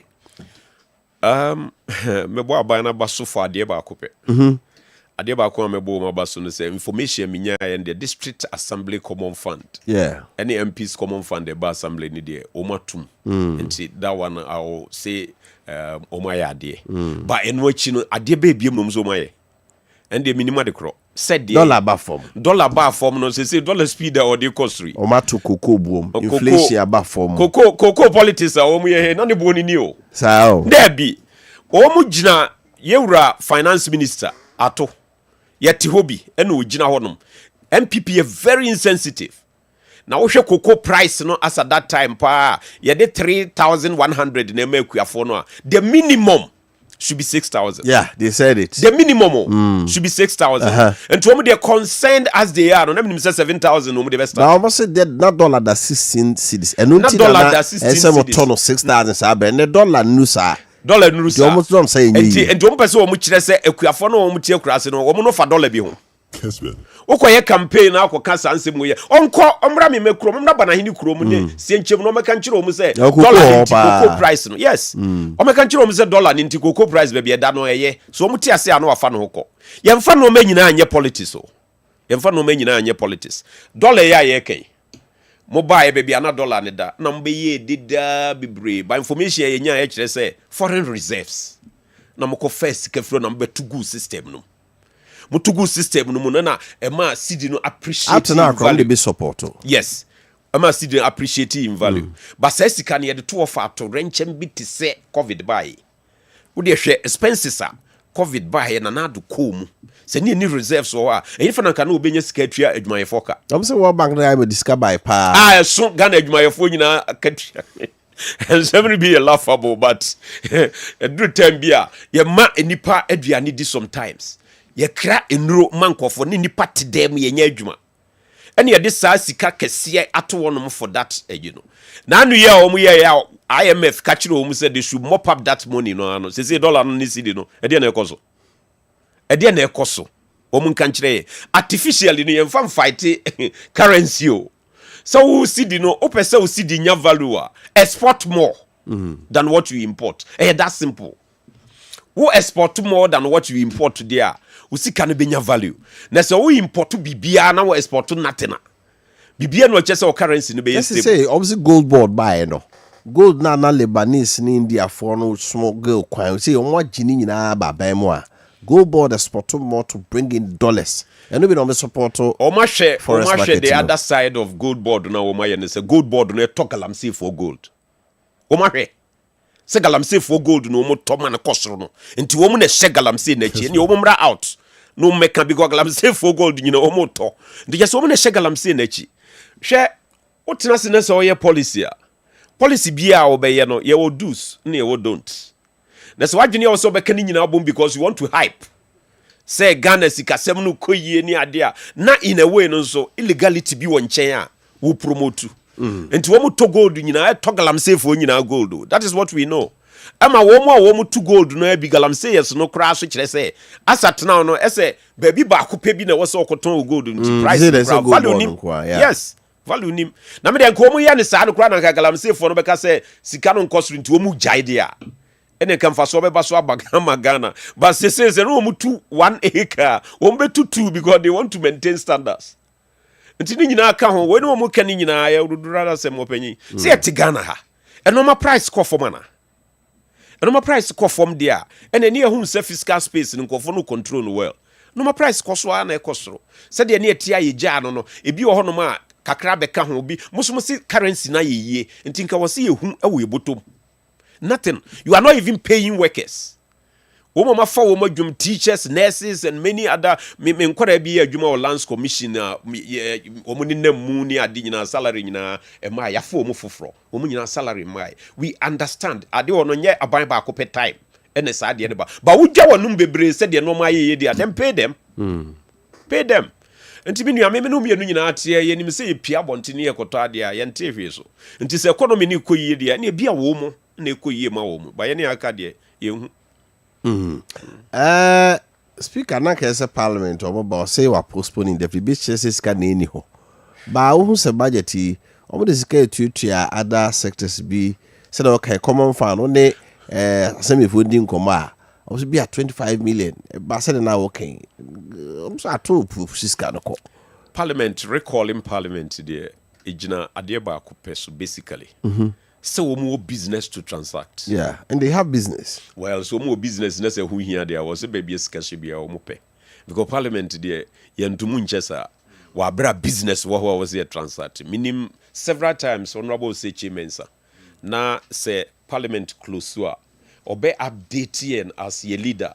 Am ye hunu business e wo ho aye kwakoye the need e wo say e bia next week e wo say e parliament asem bi wo ho atimi ye press no wo fie kura na aye small recall bia mma ba be consider nti ho de mintimi nkasa bebre bia business e wo so mo ya minim se budget wo anim ho nti aye da wo mbeko e sika na eni ho de a wo nkam ye hu se sika ni ho nti ne ntimi mfre parliament because parliament here an expensive institution so wo free mo ba yeah over the weekend Gabi Ochis da kwa bomo Asante Mante MPP brasha wjafo kwa edubi se Kumasi ehunu the flagship program infrastructure say flyovers interchange yemoa sika na nanke de ba beye intermose community rules nkrum akwanye ndi yemfa no mo meye mamo ndi manfo mo na na sobo se when develop Kumasi mo koye meeting so committee no timbi e na mo se mo krom akwanye a nya fe ne be interchange Kumasi na timbi minim se meeting bia sa de at least nka ebenya footage bi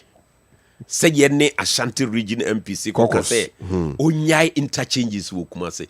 Okay, let's assume said the Gabi can hear no crowd. Why is it appearing every year in the budget? Why was it appearing? Ya kwa agree se muntwa de no. I didn't na afibia na budget so bem. Ana say Greater Accra no a o maye interchanges wo ho no. Na o munya rules bia apart from the interchange. There be Gabi mesre no. Me de me ni nya one-on-one bia da ba me na di nkomo kakra de. But nia wo kai pa de. Obi amo no kwa edu se wono na anye kwan nti wonka na no ntu. onkana no ntum kura wonyai de wo kan kura obia accuse wo no Gabi wonye Rose minister and one year she minim the portfolio no so a prime minister or your prime minister e wo Ghana ha na do ho ne media me say no your prime minister now because go call Jubilee House why instruct me that say me bibi man ntimi de no your prime minister minim but the all can there onyai because every year because several times cry no too for crat na see a meeting what you call so no me watch minister ya ni here meeting as MPs Emma Sanse mo no friend na nado central market ni interchange na monyeye o friend na nado na reason ka se skani ho o friend na nado about this kan se mo de ye mu krom akwan ye nkwaji sika se de ye krom akwan ni nyina ye alongside the interchange because Accra enye interchange nko a e wa Accra na wo ye bebrebe nko na wo ye sa ina Rose ni ade no mo ye bebrebe nti chese ya na wo mo anye ma on kasa asem no ma MPs no menya blame bia wa because MP bia ye be ma no ekwan kakra e wo no constituency eno de wo mu che kakra mo bia nya bi eto da bia na ye so tough say wo say the concentration no ko ba bia MP bia bete ase Ashanti MPs nyina ye nyina ne ni da so kese pa ye sa swame ene ofori krom mienu ne de ye yesa anye ye kura sa mienu de wo si ewie bi so Amraga Junction interchange Amraga Junction ene swame yeah Amraga Junction kura de obi kan ye wadan de ne ho aba street no wo de fabrage kura to so ne bi mfase ne bi mfaso no ye yesa de omu ba ha be ye service ye cut short about 5 of them na fi bia ne ba budget o me kwasi amakota na meti obi obobo ni nyina Santasi airport runabout enti say ye ntimi anye because of something be a sika ye nya ne ade a on fa blame no ma Ashanti MPs because I don't remember any meeting a wo mu koye ya ye kokko kan say onyai interchange wan kra na betimi aka ansem we ye de otu kokko so ano ko twitwi form MPB o Ashanti betimi ayesa wabra nana ahye da afre president afrem penyimfo nyina afre Rose minister eno matena se akasa asem we ya kire hwe na time a wo mu ya appeal for fund e wo Konfanoche yeah he Konfanoche yes na me wo ho meti muntaka nche na ne kasa na no ka kire se muntaka he nearly mentioned my name because I'm meeting nche eno was mum fa kra anye mukuro mumra kumase weekend bia mumra try am de ayam de enti mumra kumase e de na no opeso ka opeso kire se yemfa development emre kumase because ye kuro nkrase ne ye fene se kumase enye fa mfaso be ne benya mfaso enye no kre opanyine enye no kre me de minim se bibi sensi se Gabi enim se nkofo bi kan de a wo mo pie wo ma no ba ye won fa ntudwa okoko so na be di na say yeah they can minim se minua anyimadu yeah ona ne sasa se o de abase abedi na bibi ase ni ho na minim se eventually no ono abo se chemensa no so beba out abekasa because he was leading the because see that we am ambis na one for bechima bo sase we ya waka Gabi akopa ase mo we ya waka de wa de asema betu o so ba we praise no kre no beba out ana ma fiam primary Dr. Baumia campaign more than call 2024 anye ye some of you gidi say no ha na musa de na ebe bio why minua me da sepa nessa question ya obi say mefa akwanwa yeso achia Subin constituency for nyina just enra na me lead team me nin senchire ene constituency executives ye Yoruba Umia campaign e wa Subin no na me sati nti metiki advantage ma chia wo nyina ye da wo mase obenyi constitutional rules are fourth republic starting 92 if 92 no ba no ye ni MPP ni NDC nyina apart from Rawlings obi ni wa wakoba akon a wa wene obi ni wa wakoba akon a wa wene but me back down to Miami party a Yewura Dubo ahe okoba akon but edu 96 na ho dodo no kakra nti ye mana na Yewura Kofo ebai Kofo ko second time and or win na na do ye support man ko 3 good terms and san wo win nti ba omi ade ko wan ne kase wonya na cheso no bone be na oye party no Yewura say John say na na do ti hwiche ye mukura ono ane ye de ne beko nti ba omi ate hwiche ye mukura wo se ye de ne ko because de ye ma wo se ye ma bi se Dubo ahe modern bonti na mamo na nko bio Dubo ahe na ne ho dodo no na ne ho dodo no Ghanaians ne hu se Dubo ahe na onye too fit ampa so ye de Kofo koye no ne second term o wene enti Dubo ahe story no wo se ye de to baby outlier yes na ye de Kofo de no ne start because Kofo company na do ye nya abotre di na chi 3 terms ansa no wo wene na Bawumia de kɔ one no lose a kyɛ sɛ ɛyɛ crime bi a ebi nsida ɛno na yɛ ne mu bi hu sɛ nyɛ fair nti papa no wakɔ baako a ɛwɔ se yɛtoa no so na ɔkɔgye power ne hwɛ opanyini Ghana politics so mbɛsɛ mbisa MPP atiefoɔ nyinaa sɛ message bɛyɛ no John Mahama de win 2024 election message bɛyɛ ɛyɛ nkokɔ nketenkete na anase nnua na no wɔ so wɔde bɛgu pragios abobo yam ne yɛdua kɔ no kora minima sase kora ne yɛkɔdua wɔ so anase 24 hour economy a mo na mo modern na Ghana for yi mu sinche ɛno no message de na wɔanya message bi amfa ma message bi outstanding but at least na ɔno nanim kora wɔ outside amanfo ni no mo ɛsene Bawumia na nanim wɔ outside amanfo ni no ɛsene Bawumia Ghana politics no hwɛ me constituency akura bi banahini kurom akura bi ase ɛda bi yɛ campaign yɛ nanti ngro mo papa we wɔ gina wɔ abrɛ o ma me nkɔtoma no ɛno yɛ one thing Bawumia nso ne performance when he was at Bank of Ghana ɛne ɔba bɛyɛ vice president initiatives bi obia ɔde aba 3 months ago na mo US me hwɛ documentary bi na me hu sɛ wɔ mo promote Ghana for drones na me ni agye drones no so no ɛyɛ ɔno ana de ba ɛyɛ ɔno ana initiative na nana ɛpene so ma no na anu yɛ a unse NDC ka sesa drones no minu aba ha na bisi wo se de behwe ma wa adwaye na anu yɛ Sam George ɛkɔ drones no center no baako minim se bia wahwe na wogina hɔ pa na drones yɛ de drone to so na kɔ hwim wo se ala afidi wagye atum se drones no ɛyɛ adwuma ɛyɛ Bawumia initiative at least America force over 9 million or 90 million Ghanaians and are benefited from vaccines distribution from COVID time eba bepim ne ya wo mu na start yebi African countries no person wo mu yes drone centers ni nyina they come for the training no ewo ha ni asoma nipa ko no akọ set up ama wo eno ye one number 2 na Akufo Addo say owo ho na Bawumia be ka kire say 88 districts wo Ghana ha ni any hospital facility bia 88 no kokai ena na Addo say no kre no Fred Dr. Nsiansare no say doctor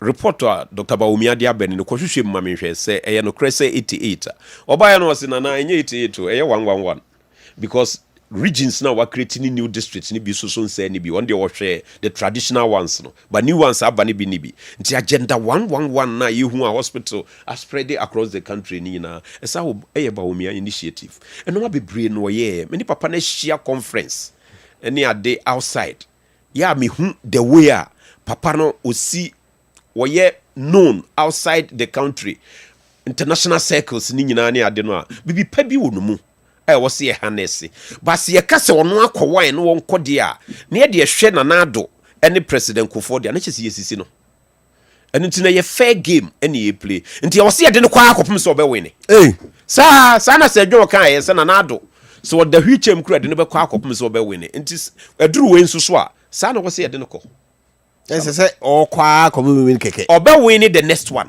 me de minim so obɛwin 2028 hwɛ minua a free Rollins time. Party be any wa hand over am on one hoda. Ebi sida. Rollins the ma Kofor the ma Atamels free. Mills the ma Mahama. Mills and farmer no. Already I said a wounded man. So cold.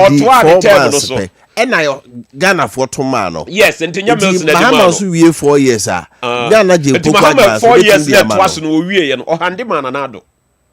Nanka Atamos neti ho 4 years nanka the next 4 years no we ne kra obe hand over mananado into what nanado so dia majo mahama pay wo mpo de be ma MPP but that mama we are almost our 4 years the woman 4 years be omo 4 years yes minim say 88 dey omo 4 years but obi a president bi amfa ma wo no ani party da nti e be happy bi but number 2 obi aso ni ho a wakɔ na wa win nti among the 5 no they are qualified to take it from NDC aye Bawumia so utie Gabia o say Dr. Bawumia apologize say mo anya ade economy ne mo o say boni bia ye amanfo mfanche ye won kan economy o say boni bia ye like economy ne kan no ma boy ye no nko a bi kura obi na no pe won say obo ni tape bi a na me drive o me stress ye ni aye di na chi no say bi ahin bi a ma ye mfa me so ano eno nyina ho apology no ye yo economy pa ni apologize dia ene nkankofo mu ti so de bia wo so mo apologize ansa no mo free so kura enye economy humility ofi say ahobrasie mu no say ye tena so mfie dodo ni nyina from president Kofi time bepim ni nyina se ye obi abone a onfa nche onka se economy no yan rane ni ye omie na no nka sa o bebia omie na no Inti asema Gabi ka say by apologize no je say Ghana for remfi 2028 ya sa fa me ma. Well me de ade a minimum an say enipa say me ye Catholic ye kwa asori anopo a ye mpa ya ye bo no boni aya ye de ye nim mpo aya ye na amanfo mfa nche de ye nim enye boni ni nyina akra na wo ye a wo hu say ade a wo ye boni ba obi ogina nche etimu se bi ade a wo ye nye ye pa ni nyina ho chew menye sure say 2028 judgment bi e ba say ba omi abe pa chew se boni aya ye nti no amanfo beto abetia no there be he is only showing leadership say oye leader otie di amanfo ka onimi na se ma oka ye se nkofo bi edi na chi no bi aye mu bi ho ahi nti me constituency se me to aba me we ne me 3 terms de ba at least ni vote ni nyina na minya ndi ye se nkofo bi ho bi a wo mu ta okora wo nti ye mpe bibi kura ayama party no nti mi di akire no na obi a ompem asem no party no kura ombemu and it's all over the country enti no se opachew anase oka se onombom ena nanim beba ballot no so nti obi a odi na chi fache no mfa ono ho abufu ba na bo mo candidates ye ekwi ebi bodo ba omi akwadu se oka se na ye economic messiah if the fundamentals are weak just boy this for kwadu about 8 years no Sunday man no kind ni nyina went man showcase na economic prowess which say me ma baby betutu ni ye ti mon crofo no a na de bo no kwadu say wo ye de koye no went me anya me no na Ghana for her so to abete so why should we give it a chance na ba ko ya Greek minister oka ho bi na oka economy no a enye no de ba ko ya education ono so be ka ho ayo mu nyina aggregate of omu nyina adwuma omu ye na ma government na anye aye popular dia woni omu nyina ka ho you see a good say ye be call as a body ne se bibi wo hono manya ye nyina begi atum eni se nipa ba ko bia single no ho se baby ana party no kwa na enye no menko ame de na me de ye you can't say that hwe papa no economy sa messiah ye so ye ne ade ni nyina no na oman no so sa stia no ne nkura no even though no ye vice but minim se MPs no ebi anase ye appoint obi so ye deputy minister na se ye de no covet na you be some questions no be ya wote answers our demand no duties no nya de was the minister be kasa me no na meye because you going to assist the minister and device so ko assist the president by enkofo no mu kasa no kai se nye covid enye Russia Ukraine war na Ghana fo ne abai ni problem because that time ne no manyina asisi so ne no ma ye kama na economy ni gina ne na so ye na sa no ma no so enye bawomi ana na ado ene de bae nti sa no ma ne mienu no wo ho nti wo mu kasa ya wo mu susu nkasa mo ye 5 na mo ko competition minimum wo mu nyina wo minimum wo mu nyina wo mu bia di president ne be ye because wo mu nyina ye party ma obi afata me ne 3 na ti parliament me ne Ken me ko to no ntimi ko 12 years me ne Ken ne wo ho Brian ne Dr. Duchum so ba 8 years beto me wo ho no wo mechi minimum wo mu nyina obi a betime di president no minu yakwabre Japan a wo no de wa ma parliament no so me ne tena classroom ba ko tech for 4 years okay engineering class I see nti minimum wo mu nyina obi a betime di president no but kasa wo mu kasa ene 5 ni nyina kasa wo mu kana amanfo hwem no machine o lead party no a ebeyi because nya time we ena so awose we blame game awose ma Ghana fo hunu wani suade hunu se me ba ade we na me de be ball man because time entwen obi a o enya de wo ka etie wo nua e politics no de be nkofo be hwe so a wo beto aba ma wo ntimi de ma advice am de be ma wo mu nyina ne se wo mu kogina delegates animu a wo mu nkyere ba bi wo mpese wo mu de Ghana fa no no munya blame because blame ni de ba party no wo maka ni nyina wo mu kura de wo mu nyinya positions nti wo mu ka ho obi aka wo mu nyina na contribute to the economy say ye sa anye ye wo mu nyina ka ho yes ohono se ndc amemu wo mu boi efie na ye be ya Ghana for re be film omo no ma sa de mo babio pa e de na on de be film e de na ndc so betimi aye e de no betimi aye omu ntimi nya hwe dollar no a eni cedi no no omu de ye safo hene omani abre a omobo omsem ni nyina ye twa koduru December ne ahwe ba bia beduro because the bank for kan nyina de sika no so wa yi ho alaba abochi ne sika no kura no enti the bank details na omde ba no wo mo ye ya de pa wo no ma pepe obohuna ya si Bank of Ghana the data bia ba no akohwe ba wokọ bank won so a ebi esika no nsanka me say adwadifo no bebre a bi omo dollar savings ni ade no bi complain say omo kwa omo nsanka omo sika enti we are praying nobody is praying say oman no enter form because of political gain there be but ye hwe omo performance we are looking at them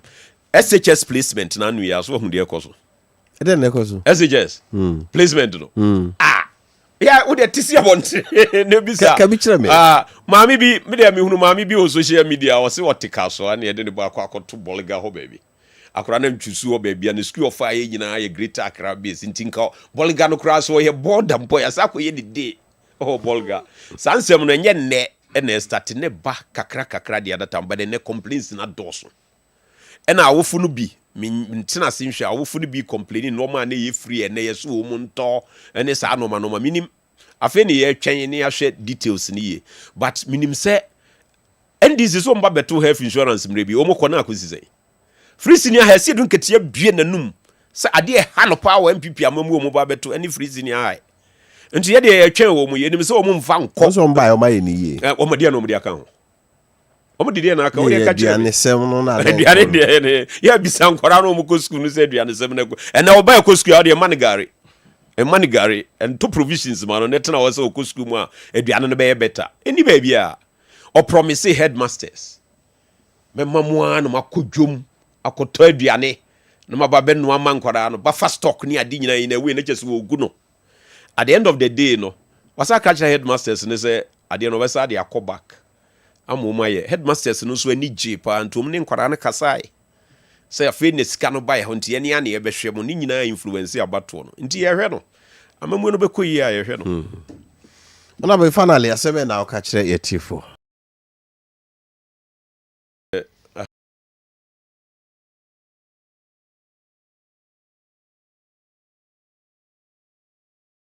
center omo ya no pana no modum no nso yes na de omo se until so me free ha no omo tie na doctor nso me sama no happy birthday bi afei Ghana fo nyina na mesre moma ye nyina enfa ye ho nye galamsey fight no because ye nsuo nyina ese ne akwaye so say dia ene omo an ye ni dachi nsuo ne kwaye yes the day the last tree dies no the last person will die nti se ye hwe masam no ma no ba opanyi ade ese hu ene se nsuo na ye stagnant na ejegina ho no se fish bi kopiem na akoto na akokase wanya fish nti udi kofi akowia eno so nsem bebre nti ye besre Ghana for ye mfa ye ho nye galamsey fight no na MPP fo nyina nso so no ye nyine ye nipa na ye hwe de obetimi aboa Ghana ye mfa party no enhye nensa because 2028 there will come back to power. You come back to power, yes, on the ticket of MPP and Baumia. Dr. Baumia, yes, as the flag bearer. Okay, thank you. Honorable, that's it. That's no brown eye. Okay. Over. Honorable Kasa. Aye. 77 baby na nkameka no. We ya no. Okay. Ya no nti enfensi ho. Enfensi ho. Sa chopa na omso wapa no nti e ho nsensem bebre. Aye. Na munyina makonti ya musa Ghana for se denti na nkomto abetia wo mo. Na nka omunyi o ma no. Kombe se nka chopa we kura nka isa. Ase nkomma no mo. Omo yesa no mama fo ho ayehi ana so ma party ho ayehi nti se honorable akasa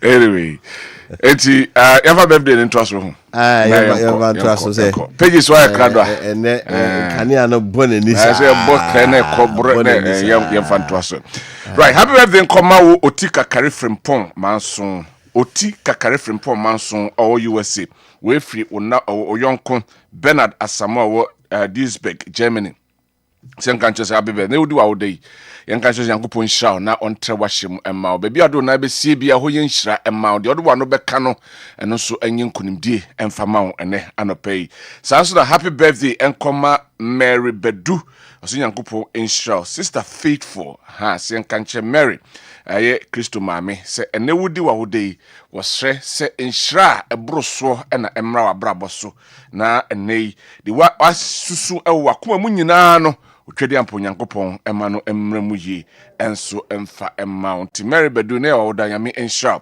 Happy birthday nkoma Oheneba Akwasi Nyaako woyɛ minor ɔse ene die obebusa bia no nyame emfa maum ne die oberehwɛ no ma ye hunu afei die ode bɛka kyerɛ wo kra so wo panyina no emre mu saa emfa maum na ene afei ene mfi a ɛwo wanim no enye mfi a kyesɛ die wasusu die wahyehyɛ nyina no Nyankopɔn enhwɛ na emra so se Nyankopɔn emwa ne ne a wodi wa wodai ha enye anigye asomdwe nkranhyɛ wode emfa emma we eye CEO of All Saint Collections no say nkancho say happy birthday. Merci I offer. Said yeah, I don't know. Kania no born and no I something which is there we heard it with me I happy birthday to you Lewiski or Doma Ahinkro Lewiski of Doma Ahinkro and newa woda we free e bua ho or say o ma woda paso so Nyankopon hraw na de obey nyina so enwie pay enso emfa mawo. Happy birthday to Roslyn Audrey Mawu Femu Japazu. Wow. Happy birthday to Roslyn Audrey Mawu Femu Japazu, a level 300 midwifery student of Christian Service University. May God Almighty bless her and satisfy all her heart desires. We from wahine ho, wahine ne si emfasa I would pay and so Emma War. Happy birthday to my little sister Nana Asantoa Opoku, Nana Santoa Edupoku, Na Santoa Dupoku, ene eye wawoda, eno so nti so soro Nyankopon se oma yedie ne adoye eni wachi na de obeye nyina so entimi nwie peye nyame hrawo na onso yekese kopim se onso obenyini na afei waye kese pa ewo Yesu Kristo din mu. Okay. Asemo. Right. Yetwaso. Happy birthday Sonko ede ma Nana Kofi Sefa Akoto. Nana Kofi Sefa Akoto. Mi amenu aba Nana Abra Sefa Akoto ya wo CM Consolidated Bank Ghana. Consider CBG Consider Bank Ghana. Ne ba no edina wodane. Na Nana Abra Sefa Akoto ha ona ho TV so no. Ha Nana Abra Sefa Akoto no. Consider Bank Ghana no. Ne ba no edina wodane no. Wono so nyame ya no ochena. Ena obedi die ti Nana Kofi Sefa Akoto udi die na ona wetwira wa maso ago no ne maame no anso die ye ochena eno nti mother and son ene ne chena die enya agro na brasifa wona obey nyina Yakobo nhira na ntoro nkwanem ofa yie ni ado enu achi na de obey nyina anso enwie pe wo Yesu dim. Last one why they sorry so happy birthday to my daughter Akosia Boatma from Pong. Akosia Boatma from Pong a honorable Patrick Kwame from Pong KMA presiding member ne baba eno no ne baba no so edi na woda nti Akosia Boatma from Pong so ene wa woda so Nyankopon hraw na de oye nyina so enwie pe o Yesu dim. Okay, happy birthday so ene de ma my little sister Nana Santoa Edupoku afei na aband na Asantoa Edupoku won so ene wa woda we Efre Rochelle Abeidu was it na Santoa Yakopon Inshao. Happy birthday again to you Roslyn Audrey Maufemo Japazu, a level 300 midwifery student of Christian Service University College also ene e wana ifro wahine ho was in Yamisha. Happy birthday to Lewiski so Doma Hinkro if ye boa ho was in Yakopon Inshao na oma de oye nyina so enwie epe eye. Abusafo ha ende de dwumadie no nyina so esie ote Honorable Francis Menu Adabokane mrashebjeni ahafano South East ono ede babe woye ene anope ote kwabra usudan kwa enka mofa nche se hwana kania no na bone madam ya ene bobo ansem na no Rastefan kwache ena wo control room modality show na ena ya pages so what they call social media so eso meeting ede Kofi Appiah so